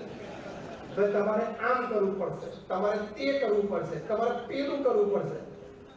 તો એ બધું જે આમ, તે અને પેલું એ તું કર તો તારું કંઈક સારું થાય. તું કામો કામ ભટકસ. હું તો અહીંયા ઘરમાં 3 BHK માં મુલુંડમાં ફેક્ટરી છે, 50 માણસ કામ કરે છે, તો આનંદમાં રહું છું. અંધશ્રદ્ધા નહીં, શુદ્ધ ભાવે શ્રદ્ધા. અને આપણા શાસ્ત્રોમાં ગુરુનું લક્ષણ પણ લખ્યું છે. તમે કોઈની સાથે 5 પૈસાનો પણ ધંધો કેમને ચાલુ કરી દો છો? 5 પૈસાનો ધંધો કોઈની સાથે શરૂ કરો, 5 પૈસાની ભાગીદારીમાં કેટલી વસ્તુ વિચારવાની. એ માણસનું બેકગ્રાઉન્ડ, એની માર્કેટમાં વેલ્યુ શું, એની પ્રોડક્ટ શું, એની કંપની શું, કેટલા વર્ષથી ચાલે છે, એનો પ્રોફિટ માર્જિન શું, કેટલી 25 વસ્તુ ચેક કરો કે નહીં? 5 પૈસાનો ધંધો વેપાર કરવા એટલે ભાગીદારીની વાત કરું છું. અથવા તો વેપારી કરવું હોય તો એ માણસ પાર્ટી બેકગ્રાઉન્ડ તો ચેક કરવું પડે કે નહીં? અને ખબર પડે કે આ તો 2-4 વખત આને ગામનું કરેલું છે તો એન્જોયની ધંધો થાય, ગુજારી થાય. મારે મુદ્દો એટલો જ કહેવો છે કે 5 પૈસાનો વેપાર અને 5 પૈસાનો ધંધો પણ કોઈની સાથે આપણે કરતા પહેલા એ વ્યક્તિને 10 વાર તપાસીએ છીએ. તો કોક આપણને કંઈક રીતિ રિવાજનું કે તમે આમ કરો ને તે કરો ને પેલું કરો તો તમે દુઃખમાંથી મુક્ત થશો, તો એનું ચારિત્ર, એનું વર્તન એ પણ તમારે ચેક કરવું પડે ને. એ પોતે બીડી પીતા હોય, એ પોતે માંસાહાર કરતા હોય, એ પોતે દારૂ પીતા હોય, એ તમને શું વિધિ વિધાન કરાવવાના? પહેલા એનામાં પવિત્રતા જોઈએ ને. જે સનાતન હિન્દુ ધર્મની વાત કરું છું, હું સનાતન હિન્દુ ધર્મના સત્શાસ્ત્રો પ્રમાણે પવિત્રતાની વાત કરું છું, ગુરુના લક્ષણની વાત કરું છું. પહેલા ગુરુમાં પવિત્રતા જોઈએ ને, તો એ તમને પવિત્રતા આપી શકે. એ વાત સમજવી જોઈએ. એટલે ગમે તેના વિશ્વાસમાં ગમે તેના શબ્દોમાં આવી જવાનું નહીં. અને તો તમને એમને ભરમ આવે. અંધશ્રદ્ધામાં તો અનેક પ્રકારની વાત ચાલે છે. તે પેલા ઘરે આવી બપોરે એમ કે તમારે છે ને રૂપાનું સોનું કરી આપો, અથવા તમારું સોનું ડબલ કરી આપો. તો તું ઉધાર થોડુંક સોનું લઈને ડબલ કરીને ઉધાર વાળું પાછું આપી તું આ રાખ ને, અહીં શું કામ આવે છે? Why are you coming here? કારણ કે હું તમારું દેવું બહુ થઈ ગયું છે ને, તો તમે આ વિધિ કરો તો તમારું દેવું મટી જાય. તો તું એ વિધિ કરી તું ધંધો ચાલુ કરી મોટો કર ને. એટલે આ બધી અંધશ્રદ્ધા છે. સનાતન હિન્દુ ધર્મના સત્શાસ્ત્રો, શ્રીમદ ભાગવત, પુરાણ, ઇતિહાસ ગ્રંથો, રામાયણ, મહાભારત અને વેદ કાળથી વેદો આપણને ભગવાન પ્રત્યેની શુદ્ધ ભક્તિ, શુદ્ધ વર્તન શીખવાડે છે. હંમેશા એની પર જ જોવું. એટલે કંઈ પણ જીવનમાં તકલીફ હોય, હા, જેમ સંતાનોને તકલીફ હોય તો માતા પિતા તરત કે કોઈ તમારા દીકરા દીકરીને આઈફોન જોતો તો તમને કેમ કે પપ્પા મારે આઈફોન જોઈએ, એને બાઇક જોઈતું તો તમને કેમ કે પપ્પા મારે બાઇક જોઈએ છે. એમાં કંઈ ખોટું નથી. એમાં આપણે ભગવાનના સંતાનો છીએ. તમારે ફેક્ટરી વધારી તો વિશ્વકર્મા બાપા તમારા ઈષ્ટદેવ છે, એમની પાસે હાથ જોડીને તમે નામ સ્મરણ કરીને પ્રાર્થના કરો કે મારી આ ભાવના છે, તમારી પાસે કૃપા કરો, મહેનત કરવા તૈયાર છું. પણ તમને કોઈ કહીને કે તારે ધંધો વધારવો છે તો તારે આમ કરવું પડશે, આમ કરવું પડશે, આમ કરવું પડશે, પેલું કરવું પડશે, પેલું કરવું પડશે, અને એમાં પાછો છુપાયેલો એનો સ્વાર્થ હોય. જાણો છો ને, એની પાછળ છુપાયેલો સ્વાર્થ હોય તો એ યોગ્ય નથી. વિધિ વિધાન સાચા છે, સમજો. આપણા સત્શાસ્ત્રોમાં પણ લખેલા છે કે વિધિ વિધાન સાચા છે, પણ અંધશ્રદ્ધા છે એ ખોટું છે. શુદ્ધ ભાવે શ્રદ્ધા રાખવાની. એટલે એ પણ આપણા પરિવારોમાં મને ખાસ જણાવવામાં આવેલું કે ઘણી વખત સમાજના પરિવારોમાં અને સમાજમાં આ પ્રવર્તે છે. એટલે આ બાબતે આ છેલ્લી વાત કરવાની કે ગભરાવું, મૂંઝાવું નહીં. વ્યવહારમાં કે જીવનમાં ભૂલ થઈ જાય તો ભગવાન પાસે પ્રાર્થના કરીને માફી માંગવી તો શુદ્ધ ભાવ કહેવાય, શ્રદ્ધા કહેવાય. અને જેમ ઈષ્ટદેવ આપણા જીવનમાં હોય એમ આપણા જીવનમાં ગુરુ પણ હોવા જોઈએ. અને ગુરુના માર્ગદર્શન પ્રમાણે જ વિધિ વિધાન કરવા, પણ એ ગુરુનું વર્તન પહેલા જોઈ લેવાનું. વાતો કરવામાં તો બધા માહેર હોય, એનું વર્તન કેવું છે, એના જીવનમાં પવિત્રતા છે, એ સંતના નીતિ નિયમ પાળે છે. ભગવાન સ્વામિનારાયણે સંતોને પંચ વર્તમાન આપ્યા. એ અમે પંચ વર્તમાન પાડીએ છીએ. પહેલો નિર્લોભ વર્તમાન કે બીએપીએસ સ્વામિનારાયણ સંસ્થાના કોઈ પણ સંતના નામે બેંક એકાઉન્ટ નથી, અમે પૈસાને અડતા નથી, અમે પૈસા રાખતા નથી. હું 25 વર્ષથી નેશનલ ઇન્ટરનેશનલ પ્લેટફોર્મ પર બોલું છું. કોઈની પાસેથી 1 રૂપિયો પણ મેં પ્રવચનના ચાર્જ રૂપે ચાર્જ નથી કર્યો. કારણ કે હું ભગવાન સ્વામિનારાયણના નિયમ આપેલા છે અને પ્રમુખ સ્વામી મહારાજ અને મહંત સ્વામી મહારાજે નિયમો અમને દ્રઢ કરાવ્યા છે. We don't touch money, we don't keep money. બીજું ભગવાન સ્વામિનારાયણ નિયમ આપ્યો કે અષ્ટાંગ બ્રહ્મચર્યનો નિયમ આપ્યો, બાલ બ્રહ્મચારીનો નિયમ આપ્યો. એ પણ સંત માટે શુદ્ધ વર્તન માટે ખૂબ જરૂરી છે. ત્રીજો નિયમ આપ્યો નિસ્નેહી વર્તમાન. બીએપીએસ સ્વામિનારાયણ સંપ્રદાયમાં કોઈ સંત થાય એટલે એને પરિવાર સાથે કોઈ સંબંધ નથી. પછી માતા પિતા ભાઈ બહેન કોઈની સાથે વાર્તાલાપ પણ ન થાય, ઘરે પણ ન જવાય, કમ્યુનિકેશન પણ ન થાય, ચિઠ્ઠી પણ ના થાય, એ લોકો પણ ના કરે. એ નિસ્નેહી વર્તન તો સંન્યાસ સાચો છે. આ બધા વર્તમાનો છે. એટલે જેમ 5 પૈસાનો વ્યવહાર કે વેપાર કોઈની સાથે કરીએ તો એ વ્યક્તિનું બેકગ્રાઉન્ડ ચેક કરીએ છીએ, એમ જે સંત કે જે ગુરુ પાસે આપણે માથું ટેકવીએ અથવા એનો ઉપદેશ સાંભળીએ એનું વર્તન, એનું બેકગ્રાઉન્ડ પણ ચેક કરવું પડે. જેમ કાળો કોટ પહેરીને વકીલ ન બની જાય, ગળામાં સ્ટેથોસ્કોપ નાખે અને ડોક્ટર ના બની જાય, એમ ખાલી આ કપડું ભગવું ખભા ઉપર નાખે સંત ના બની જાય. એ સ્ટાર્ટ ઓફ ધ પ્રોસેસ છે. એટલે અંધશ્રદ્ધા નહીં રાખવાની, શ્રદ્ધા રાખવાની. સંતમાં પણ શ્રદ્ધા રાખવાની, પણ એ વર્તન ચેક કરીને ભગવાને બુદ્ધિ આપી છે કે નહીં, આંખો ખુલ્લી છે કે નહીં, કાન સરવા છે કે નહીં, વિચાર શક્તિ છે કે નહીં. તો પછી 5 પૈસાના વેપાર વ્યવહારમાં જે વિચાર શક્તિ વાપરો છો અહીંયા વાપરો. That is called faith. શ્રદ્ધા, અંધશ્રદ્ધા. બીજું કે વિધિ વિધાન કરાવતા હોય શાસ્ત્ર માન્ય છે કે નથી એ પણ ચેક કરવાનું કે પોતાની ઉપજાવેલી વિધિ વિધાન છે, સત્શાસ્ત્રોને માન્ય હોવી જોઈએ. અને જે વિધિ વિધાનમાં અભક્ષ્ય ખોરાક કે મૂંગા પશુઓનો વધ હોય એ ખોટું જ છે, એનો નિષેધ જ થવો જોઈએ. સત્શાસ્ત્રોમાં તો દરેક જીવ પ્રાણી માટે દયાની ભાવના છે. તે દયા દૂર કરીને તમને એમ કે તમારે આટલી વિધિ કરાવી પડશે, એમાં તમારે આ મૂંગા પશુનો વધ કરવો પડશે. એ વિધિ પણ ખોટી, એ કહેનાર વ્યક્તિ પણ ખોટી. એટલે આવી શ્રદ્ધા છે, બરાબર. એ અંધશ્રદ્ધા આપણે દૂર કરવાની, એ મુદ્દો એ પણ ખૂબ અગત્યનો છે. બીજી એક વાત, આમ તો મને ટાઈમ આપેલો પ્રમાણે નજીક છેલ્લી 10 મિનિટ બાકી છે.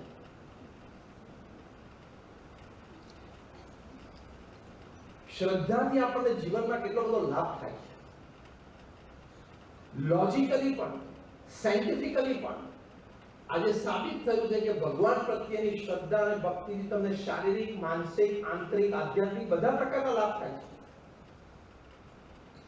યુનિવર્સિટી ઓફ માયામી, ફ્લોરિડા, અમેરિકામાં એ લોકોએ 8000 વ્યક્તિ ઉપર એક સર્વે કર્યો. 2 ગ્રુપ બનાવ્યા. ગ્રુપ એ વ્યક્તિઓ હતા, એમાં 4000 વ્યક્તિઓ, ગ્રુપ બી માં 4000 વ્યક્તિઓ. ગ્રુપ એ ના જે 4000 વ્યક્તિઓ હતા એ શ્રદ્ધાવાળા હતા, અને કંઈક ધાર્મિક વિધિ, દીવો કરવો, માળા કરવી, ભગવાનની પ્રદક્ષિણા કરવી, એવી વૃત્તિવાળા હતા. બીજા જે ગ્રુપ થી 4000 જણા હતા ને એ લોકો નાસ્તિક હતા, એને ભગવાન પ્રત્યેની કોઈ શ્રદ્ધા નથી. ઓકે, આપણે કોઈની સાથે પ્રશ્ન નથી.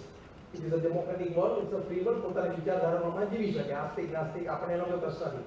પણ આ સર્વે હતો કે આસ્તિક વ્યક્તિને નાસ્તિક વ્યક્તિ કરતા વિશેષ જીવનમાં લાભ શું છે. ઇટ વોઝ અ સર્વે. 10 વર્ષ સુધી આ સર્વે ચાલ્યો. 10 વર્ષના સર્વે પછી યુનિવર્સિટી ઓફ માયામી, તમે આજે રાત્રે સુવો પહેલા ગૂગલ ઉપર આ યુનિવર્સિટીની વેબસાઇટ ખોલીને તમે આ વાતની ચકાસણી કરી શકો છો. યુનિવર્સિટી ઓફ માયામીએ લખ્યું 10 વર્ષના સર્વે પછી 8000 લોકો ઉપર કે જે ભગવાન પ્રત્યેની શ્રદ્ધા ભક્તિ ધરાવે છે એને નાસ્તિક કરતા જીવનમાં પ્રેક્ટિકલી શું લાભ છે. તો પહેલો લાભ લખ્યો, એ લોકો લખે છે, the believer and performer of rites and rituals, we found that they had better levels of tolerance and acceptance than non-believers. એટલે એનો અનુવાદ કરું કે જે ભગવાન પ્રત્યેની શ્રદ્ધા અને ભક્તિ ધરાવનારા હતા એ લોકોના જીવનમાં સહન કરવાની શક્તિ, અન્ય વ્યક્તિના વિચાર અને વર્તનને સ્વીકારવાની ભાવના નાસ્તિક કરતા વધારે સારી જણાણી. તો આ તમને પરિવારમાં અને સમાજમાં લાભ છે કે નહીં? કે તમારી સહન કરવાની વૃત્તિ અને સ્વીકાર કરવાની વૃત્તિ થોડી વધે. તો નાની વાત આપણે સહન નથી કરી શકતા. અમે તો રિસેપ્શનમાં ગયા અને મેરેજ માં ગયા, ભૈયા બરોબર સામું ના જોયું, બરોબર સામું ના જોયું કેવું કહેવાય? તો સાચામાં કેવી રીતે જોવે છે બરોબર સામું જોવું કહેવાય? પેલો બિચારો હોસ્ટ છે, એના દીકરીને લગ્ન નહીં બેઠો છે, 500 વર્ષથી જ્યાં આવી બધાને આયેલો કરે તો એ દિવસે તારે અપેક્ષા નહીં રાખે પાછો અડધો કલાક બેસે. તારે પ્રેમથી સામે જઈને એને મળવાનું. કોકે આપણને લગ્નમાં આમંત્રણ આપ્યું એટલે આપણે શું જવાબદારી છે? એમના આમંત્રણને માન આપવાનું, ત્યાં જવાનું, આપણી ક્ષમતા પ્રમાણે જે કંઈ ભેટ આપોને આપવાનું, અને નવ દંપતીને આશીર્વાદ આપવાના. અને પ્રેમથી આપણને જમાડવા માટે બોલાવે છે, જે અનુકૂળ આવે એ જમીને ત્યાંથી નીકળી જવાનું. આના સિવાય જવાનું ના પાડો છો, પણ આના સિવાય બધું જ થાય. તમે આવા પ્રસંગે પાછા ઘરે જતા ત્યારે ચર્ચાઓ શું થાય છે ને તમારી કારમાં અને ઘરમાં, એ તમે તપાસ કરજો. તમે બધા હસ્યા કે તમને ખબર તો પડી. અમે છે તમારા ઘરમાં ઇલેક્ટ્રોનિક બલ્બ મૂક્યા છે, રેકોર્ડિંગ જવા માટે તમે બધું ચર્ચા કરો. પેલા એ પહેર્યું હતું, પેલા એ નહોતું પહેર્યું, પેલાને કોમ્બિનેશન બરોબર હતું લાગતું, આવું તો પહેરાય જ નહીં, ના તો આમ હતા ને અમારી બાજુમાં આવીને બેઠા પણ બરોબર વાત ના કરી, મારી સામે બરોબર જોયું નહીં, મારી આગળથી આમ નીકળી ગયા પણ આમ હાયલો ના કર્યો, અને આ સમોસા જોતા ચટણી ચાલે જ નહીં. What loss. આમાંથી તે કામ માટે આપણે ત્યાં ગયા હતા. કયા કામ માટે ગયા હતા? કે આપણી માટે એને ભાવ અને મિત્રતા છે, તેના દીકરા દીકરીનું લગ્ન હતું એટલે આપણને પ્રેમથી આમંત્રણ આપ્યું. એ આમંત્રણ આપણે એક મિત્ર ભાવ કે સગા ભાવ જે કઈ સંબંધ હતા તો આપણે પ્રેમથી ત્યાં ગયા. ત્યાં જઈને આપણે જે કઈ આપણી ક્ષમતા કે ભાવ હતો એ ભેટ આપ્યો. અને વચ્ચે એક પ્રથાની પણ વાત કરું. હવે પાછી નવી પ્રથા ખોલી છે. વેડિંગ કાર્ડ પર નીચે લખે કે ભેટ સ્વીકારતા નથી. તો શું લખે છે? શબ્દો છે ને, અમે ભેટની પ્રથા રાખી નથી. એ પ્રથા શું કામ તોડો છો? તમારે ભેટ નથી જોઈતી, વાત સાચી છે. નીચે લખો કે તમે જે ભેટ આપશો એ ફલાણા અંધાશ્રમમાં, વૃદ્ધાશ્રમમાં અમે સંપૂર્ણ ભેટ કરી દેશું. હેલ્પ કરો સમાજને. તમારી પ્રથા જે પરંપરા છે એ પણ સચવાશે. સામે તમારા દીકરા દીકરીના લગ્ન નિમિત્તે કોઈ આવી જરૂરિયાતમંદ સંસ્થાને લાભ પણ થશે. એટલે હવે તમારા સમાજના લગ્નમાં કોઈ પણ આવું વાત લખતા નહીં કે ભેટની પ્રથા બંધ છે. ઉલટાનું લખવું ભેટની પ્રથા ચાલુ છે. પહેલું વાક્ય હું શીખવાડું છું. પહેલું વાક્ય શું લખવું? ભેટની પ્રથા ચાલુ છે.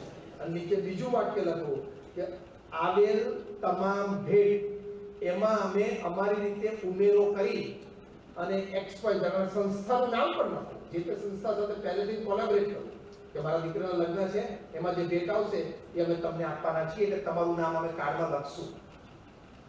બી ઓપન, સિમ્પલ. આપણે ક્યાં ખાનગી રાખવું છે. અને સંસ્થાની તમને પરમિશન મળે તો લખવું કે આ ભેટ અમે આ એક ABC XYZ સંસ્થાને સંપૂર્ણપણે, પછી અંધાશ્રમ હોય, વૃદ્ધાશ્રમ હોય, બાળ ઉછેર કેન્દ્ર હોય, વોટેવર, અથવા તો અનાથાશ્રમ હોય, અથવા તો કોઈ મેડિકલ એક્ટિવિટી હોય, એને અમે ભેટ આપશું. અને સંપૂર્ણ ભેટ એને અપાવી એ પહોંચ એટલે કે રિસીપ્ટ તમે ત્યાં ફળાવો ને એ પણ તમારે WhatsApp ઉપર વાયરલ કરવાની.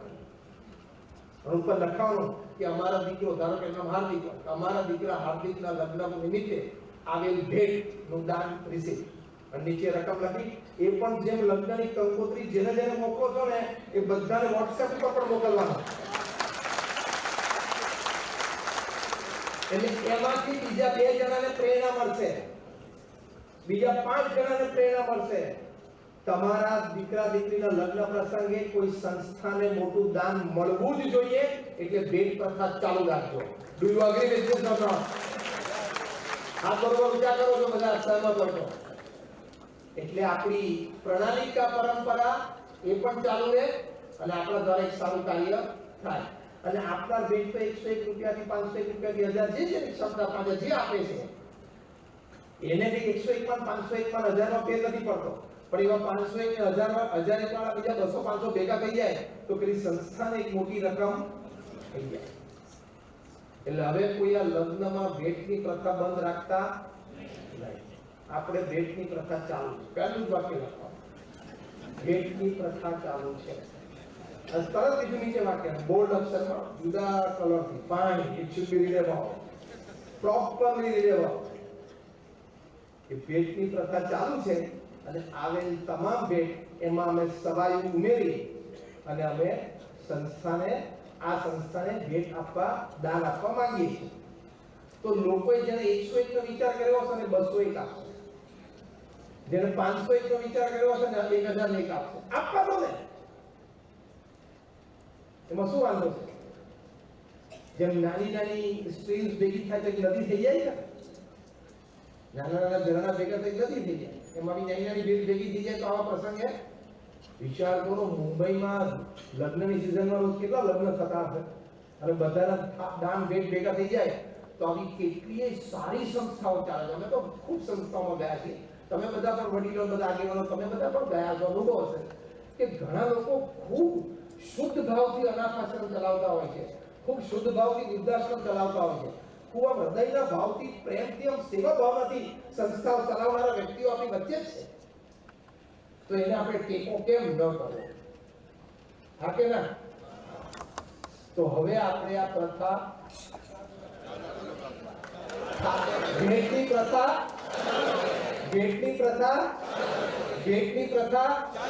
that's it. તો આ આપણા બધા સંસ્કારો છે કે આપણે ત્યાં એક શુભ પ્રસંગ છે તો આપણે અન્યનો કોઈનો પણ વિચાર કર્યો. આ બધું શું થાય? સ્વીકારની ભાવના. આ બધું શું થાય? ભગવાન પ્રત્યેની શ્રદ્ધાથી તમને આવા વિચારો દ્રઢ થશે, આવી ભાવનાઓ તમારા હૃદયમાં મજબૂત થશે. પહેલી વાત યુનિવર્સિટી ઓફ માયામી આ લખી, બીજી વાત યુનિવર્સિટી ઓફ માયામી લખી કે જે બિલીવર્સ એટલે કે જે શ્રદ્ધાળુઓ હતા કે ધાર્મિક વિધિ વિધાનમાં જોડાયેલા હતા એ લોકોમાં પોતાની જાત ઉપર સેલ્ફ કંટ્રોલ નાસ્તિક કરતા અમને વધારે સારો જણાયો. તો હમણાં આપણે બધી સોશિયલ મીડિયાની સોશિયલ નેટવર્કિંગ સાઇટ્સની બધી વાતો કરેલી આ વાત કે સ્વયં ઉપર કંટ્રોલ, વૃત્તિ પ્રવૃત્તિ વિચારો એની પર સંયમ ના હોય તો પ્રશ્ન થશે કે ભગવાનમાં શ્રદ્ધાથી આપણને એક વિચાર રહેશે કે હું આ કરું છું એ ખોટું છે, ભલે મારાથી થઈ જાય છે પણ ભગવાનને ગમતું નથી, મારા ઈષ્ટદેવને ગમતું નથી, મારે ન કરવું જોઈએ. એવું એક રોકી શકે એવો વિચાર તો હોવો જોઈએ કે નહીં? પછી ભલે ઘણી વખત વિચારની પ્રબળતા તમારા વૃત્તિની વધી જાય ને વિચાર તોડીને બહાર નીકળે એવી ઘટનાઓ પણ બને. અને સામે એવી ઘટનાઓ પણ બને કે વિચારથી કોક વાર તમે બહુ જ મોટા દુર્ભાગ્યથી બચી જાઓ. એટલે સંયમ એ પણ જીવનમાં ન હોવો, એ પણ જીવનમાં એવો દ્રઢ હોવો જોઈએ કે એમાં જરાય ચૂક ન હોવી જોઈએ. કંઈ પણ કરતા પોતાની જાતને પૂછવું કે આ હું કરું છું એ માણસાની દ્રષ્ટિએ સાચું છે, ભગવાનની દ્રષ્ટિએ સાચું છે, સમાજની દ્રષ્ટિએ સાચું છે, મારા પરિવારના સંતાનો મારા પરિવારજનોના સંસ્કાર માટે આ સાચું છે, સમાજને આ સારો ઉદ્દેશ અને સારી શીખ આપશે. આ બધાની ટીક માર્ક થઈ જાય ને યસ યસ યસ યસ તો જ કામ કરવું, નહીં તો ના કરવું. ગમે તેટલું ખોટું કરીને ભેગું કર્યા છે ક્યાં ભેગું આવે પાછું? આ બાજુ બોલે બધા, હા બોલે બધા, કઈ ભેગું નથી આવતું, કઈ ભેગું તું કઈ રીતે ભેગું કરે છે તો તું જો, કઈ ભેગું નથી આવતું, કઈ ભેગું નથી. આ જ્ઞાનની બધા મોટી કરે છે પણ એ વર્તનમાં આવવું જોઈએ. કઈ ભેગું નથી આવતું એટલે એનો મતલબ નહીં કે પુરુષાર્થ ન કરવો. પુરુષાર્થ એ આપણું કર્તવ્ય છે, પૂર્ણ પુરુષાર્થ કરવો. જે પણ આપણે કાર્યક્ષેત્રમાં હોઈએ. છેલ્લા 7 દિવસમાં, આજે તો 7મો આપણું દ્રષ્ટાંત આપું છું. આજે આ 7મો દિવસ છે. છેલ્લા 7 દિવસમાં હું બરોડા, અમદાવાદ, રાંચી, ધનબાદ, દુર્ગાપુર, મુંબઈમાં વાશી અને આજે મુલુંડ. In 7 days. કાલે સવારે 8 વાગે જયપુર, કાલે સાંજે જયપુરનો કાર્યક્રમ, પરમ દિવસે સવારે અમદાવાદનો કાર્યક્રમ, 19મીએ સુરતમાં 2 કાર્યક્રમ. પુરુષાર્થ દરેક વ્યક્તિ પોતપોતાના કાર્યક્ષેત્રમાં કરવો જોઈએ. તમે કરો જ છો, નથી કરતા નથી. મેં આ વાત કેમ કરી કે પુરુષાર્થ કરીને તમે ધન પુષ્કળ કમાવેલી કોઈ ના નથી, પણ નીતિ રાખજો, નીતિ દ્રઢ રાખજો. નીતિને ધર્મને છોડીને, બાકી પુષ્કળ પુરુષાર્થ કરીને તમે ધન કમાવો, રોજગાર ઉભો કરો, દેશને આપણે $5 trillion ઇકોનોમી ભવિષ્યમાં 10 trillion, 15 trillion, 25 trillion બનશે, કોઈ રોકી શકવા નથી. ભારત દેશને કોઈ રોકી શકવા, ગમે તેટલી રોકટોક કોઈ મૂકે તો રોકાવાનું નથી, ચિંતા કરતા નહીં. ગમે તેટલા બંધ કરે ને દરવાજા તો આપણી શીખો નીકળે છે, ચિંતા ના કરતા નીકળશે.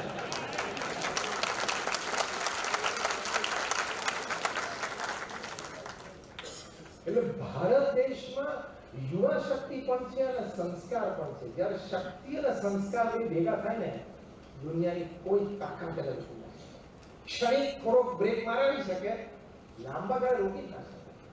જેમ કોઈ વ્યક્તિમાં ભણતર સારું હોય, બુદ્ધિમત્તા હોય, આવડત હોય, હોશિયારી હોય, તેજસ્વીતા હોય, શારીરિક માનસિક શક્તિ હોય, એ વ્યક્તિને તમે ક્યાં સુધી રોકી શકો? ક્યાં સુધી રોકી શકો? એ એનું તેજસ્વીતા જણાવે છે. આ 15 વર્ષનો વૈભવ સૂર્યવંશી જોવો ને, 15 વર્ષનો છે, ક્રિસનો આમ જ કરે છે, ખાલી શીખલો 15 વર્ષનું છોકરું છે.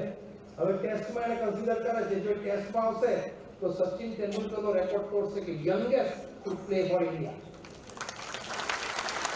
એ તમારામાં શક્તિ, આવડત, હોશિયારી છે ને, એ ઝળકશે, એ રોકાશે નહીં. તો એનો પૂર્ણ ઉપયોગ કરીને પરિવાર, સમાજ, દેશને સુખી કેમ ના કરીએ? વધારે કમાઓ તો તમારા સમાજ માટે. બીજી વાત, ધાંધાર પંચાલ સમાજમાં તમારા હોસ્ટેલ, સ્કૂલ કે કોલેજનું ઉદ્ઘાટન ન આવીશ.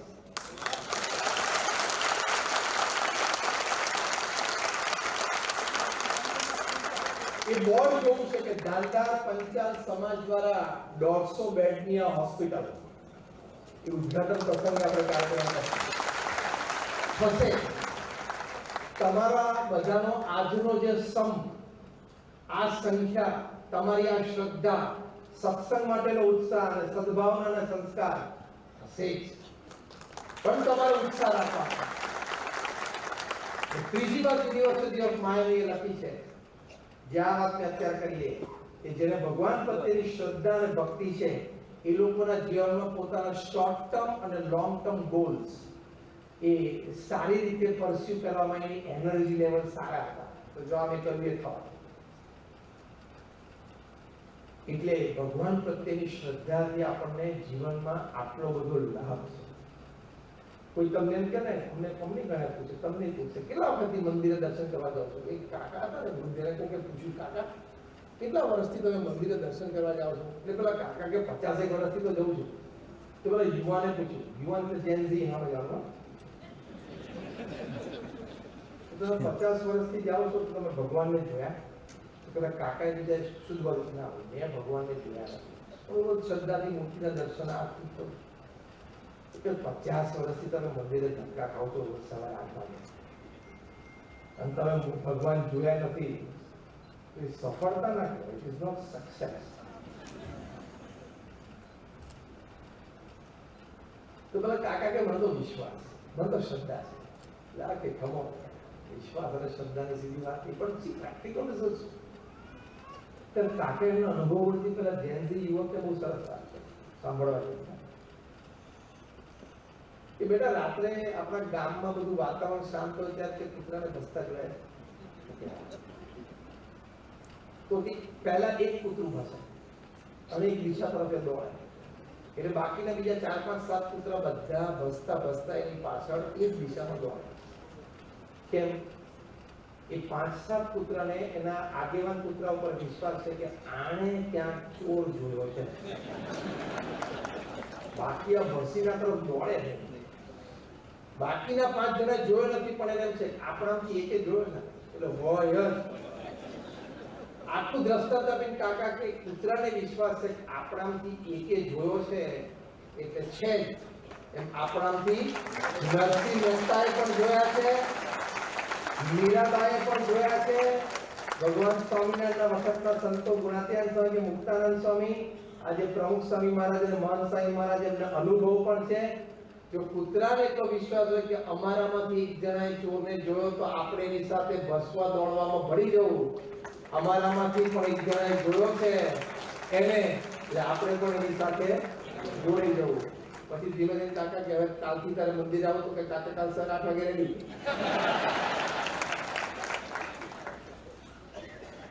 એટલે શ્રદ્ધા, અહીં શ્રદ્ધા રાખ્યા કરવાની. Pursue your short term and long term goals. University of માયામીએ ત્રીજો મુદ્દો આપ્યો કે શોર્ટ ટર્મ, નાના ગોલ અને મોટા ગોલ સુધી શ્રદ્ધા, લૌકિક રીતે, વ્યવહારમાં અને આધ્યાત્મિક રીતે ભગવાન પ્રત્યેની શ્રદ્ધા હશે તો બધું જ થશે. તો આ બધું માર્ગદર્શન છે. એક છેલ્લી 5 મિનિટમાં હું પૂરું કરું છું. 7માં 10 છે અને 7માં 10, 7માં 5 સુધીની વાત 5 મિનિટમાં પૂરું કરું. બીજી એક અગત્યની વાત છે યુવાનો માટે, કે તમે જીવનમાં એક બેલેન્સ રાખજો. હું એક ફોર્મ્યુલા શીખવાડું છું, 8 + 8 + 8. તમારા જીવનમાં 24 કલાક છે, તેને સારી રીતે ડિસ્ટ્રીબ્યુટ કરો. પ્રથમ 8 કલાક તમારી જે પણ કામ છે કાર્યમાં નીતિમત્તાથી, પ્રામાણિકતાથી પુરુષાર્થ કરો. બીજા જે 8 કલાક છે એમાં શાંતિથી સૂવું અને આરામ લેવો. તમને લાગે હું 6 સાડા 6 કલાક જ સૂવું છું અને મારે બહુ કામ છે. ફિઝિકલ, મેન્ટલ, ઇમોશનલ પ્રશ્નો, frustration, stress, diabetes, blood pressure બધું ઘૂસી જવાની શક્યતા છે નાની ઉંમરે. અને શાંતિથી આપણે આરામ, કારણ કે એક વાત કહું એક વાત, આપણા ક્ષેત્રની, આપણી કામગીરીની આખા મુંબઈ શહેરની જવાબદારી આપણી નથી. એ ખબર છે? કોઈ ડોક્ટર બેઠા હોય આમની નથી ખબર. તમે કઈ ફેકલ્ટીમાં ડોક્ટર છો? MBBS છો? MBBS ડોક્ટર છો. હા, તો આખા મુંબઈ શહેરની બધી ઓપીડીની જવાબદારી તમારી ખરી. અને ધારો કે આખા મુંબઈ શહેર હમણાં સવારે આવી જાય, તમે હેન્ડલ પણ કરી શકો. Balance your life. બેલેન્સ નહીં કરો તો તમે ખોઈ બેસો. પુરુષાર્થ કરો પણ બેલેન્સ મેન્ટેન કરવા. પુરુષાર્થ જબરદસ્ત કરો પણ બેલેન્સ મેન્ટેન કરવાનો. શાંતિથી 8 રાત્રે સુઈ જવાનું. સારી નિંદર લેશો એ 8 + 8 + 8 ની સિસ્ટમ છે. Second 8 is a good slip. તમે રાત્રે 12 વાગ્યા સુધી મોબાઈલ ચાલુ રાખો છો, 11:30 12 વાગ્યા સુધી.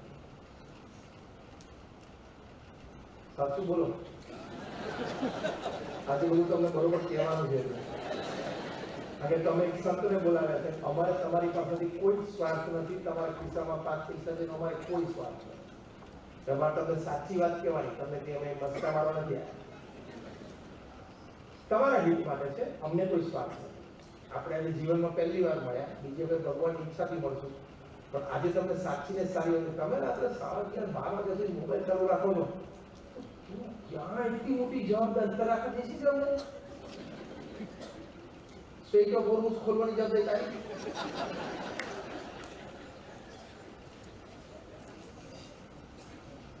રાત્રે 12 વાગ્યા સુધી ચાલુ રાખે. You are wasting your time and energy. સવારે ઉઠીને પહેલો પાછો મોબાઈલ ખોલો અને એમાં ડેટા ચાલુ કરો અને પેલું લીલું બટન દબાવો. ખબર પડી ગયું? વોટ્સએપ. કારણ કે લાલનો વાળો રાત્રે હોય. યુટ્યુબ. બરોબર વાત કરું છું જરા. લાલ બટનનો વાળો રાત્રે હોય, લીલા બટનનો. તો તમે લીલું બટન ચાલુ કરો, નેટ ચાલુ કરો, દર 30 40 50 60 70 મેસેજ તમે કહો શું લોકોને મારા પ્રત્યે પ્રેમ છે. પણ તું એના બ્રોડકાસ્ટમાં શું તારા જેવા 70 જણા રોજે મોકલે છે? ક્યાં તારું પર્સનલ નેમ લઈને મોકલે છે? પર્સનલ નેમથી કોઈ કોની મોકલે છે? એને તમારી માટે ટાઈમ જ નથી. તને એકવાર 70 જણાના બ્રોડકાસ્ટ માટે નાખી દીધો એટલે ગુડ મોર્નિંગ કરીને ફૂલનું મોકલે. એ ફૂલનું પાછું તને ગમે તો તું એનું શું કર? આ ગ્રુપમાંથી આ ગ્રુપમાં કરજે. મુલુકથી દિલ્હી જાય ત્યાં કોકને ગમે એટલે ફૂલનું દિલ્હીથી ઉછળીને દુબઈ જાય. સોમવારે મુલુકથી મુંબઈ, મંગળવારે મુંબઈથી દિલ્હી, દિલ્હીથી દુબઈ, બુધવારે દુબઈથી લંડન, ગુરુવારે લંડનથી ન્યુયોર્ક, શુક્રવારે ન્યુયોર્કમાં પેલા પેલી બાજુ છે લોસ એન્જલસ, શનિવારે લોસ એન્જલસ ત્યાં પેસિફિક ઓશન ક્રોસ કરીને સિંગાપુર આવે અને રવિવારે પાછું સિંગાપુરથી જરા ખબર નહીં પાછું મુલુક આવી જાય. શું ટાઈમ વેસ્ટ કરવા? તમે બીજાને ગુડ મોર્નિંગ વિશ ન કરો એવું નથી. એ પણ એક શુભ ભાવના છે, એક્સચેન્જ કરવી જોઈએ. It is friend circle, it is social bonding. એની ના નથી, પણ તમારે ટાઈમ રિસ્ટ્રિક્ટ કરવો પડે. અને ખુલ્લું આખું દુનિયા ફરે ને ચકડીયામાં પછી બપોરે બુધવાર નવરો એકમ પાડું કાઢે ચોટાડે ચોક કરે એટલે પછી નવું ખુલ્લું ફરે. અને WhatsApp is a total dustbin. લોકો આમથી આમ નાખ્યા કરે, આમથી આમ નાખ્યા કરે, આમથી આમ નાખ્યા કરે. કેટલું વખત જેટલું આવે એટલું જોવાનું નથી હોતું, જેટલું આવે બધી વિડીયો ખોલવાની નથી હોતી. તમે કહો ડેટા તો મફત છે ને, whatever is free you are the product. યાદ રાખજો, કઈ પણ વસ્તુ તમને મફત મળે છે ને એ તમને ઘડે છે, તમારા માણસને ઘડે છે. એ ફાઇનલ પ્રોડક્ટ તો તમે બનો. તમે બહુ ધ્યાન રાખવું પડે. આવતી બધી વિડીયો તો વાપરજો તો જિંદગી ભૂલી થઈ જાય. એટલે 8 કલાક શાંતિથી આરામ કરો. તમને એમ કે રાત્રે 12:30 વાગે કે પીએમઓ માંથી ફોન આવે ને મારે એમ કે તમારે તો બહુ માહિતી છે ને તમને પીએમઓ માં બોલાવીએ છે ને તમારે જોઈન્ટ પાર્લામેન્ટરી કમિટીમાં મેમ્બરશિપ આપવાની છે, કાલ સવારે પહેલી ફ્લાઇટમાં 5 વાગે બોમ્બેથી દિલ્હી આવી જાઓ, એવું કોઈ ફોન આવે પીએમઓ માંથી ને હું ઉપાડી ના શકું તો દેશની બહુ સેવા થઈ જાય. એટલે મારા બાજુ ફોન ચાલુ રાખો છો જોઈ જાય. તારે કાલ જવાનું હોય કે કારખાને જવાનું છે, પીએમઓ પાસે 145 કરોડ છે, જેને બોલાવવાના હોય એને ટાઈમે બોલાવી લે છે. જુદી જુદી રીતે બોલાવી લે છે. ઉઠવી જા. ત્રીજા 8 કલાક વાત કરીને પૂરું કરું. ત્રીજા 8 કલાકમાં ફ્રી એફ, ફ્રી એચ અને ફ્રી એસ. ફ્રી એફ એટલે family, friends, faith. Free H એટલે હેલ્થ, હાઇજીન, હોબી. અને ફ્રી એચ એટલે સોલ, સર્વિસ એન્ડ સ્માઇલ. આ 9 ડિપાર્ટમેન્ટમાં આપણે ત્રીજા 8 કલાક ખરેખર દિવસ દરમિયાન જવા જોઈએ. તો એ વેલ લીવ બેલેન્સ લાઈફ 8+8+8. એટલે આવી થોડી વાતો આજે આપણે આ પ્રસંગે વ્યક્તિગત જીવનની, પારિવારિક જીવનની, વ્યવસાયિક જીવનની અને આધ્યાત્મિક જીવનની વાત કરી.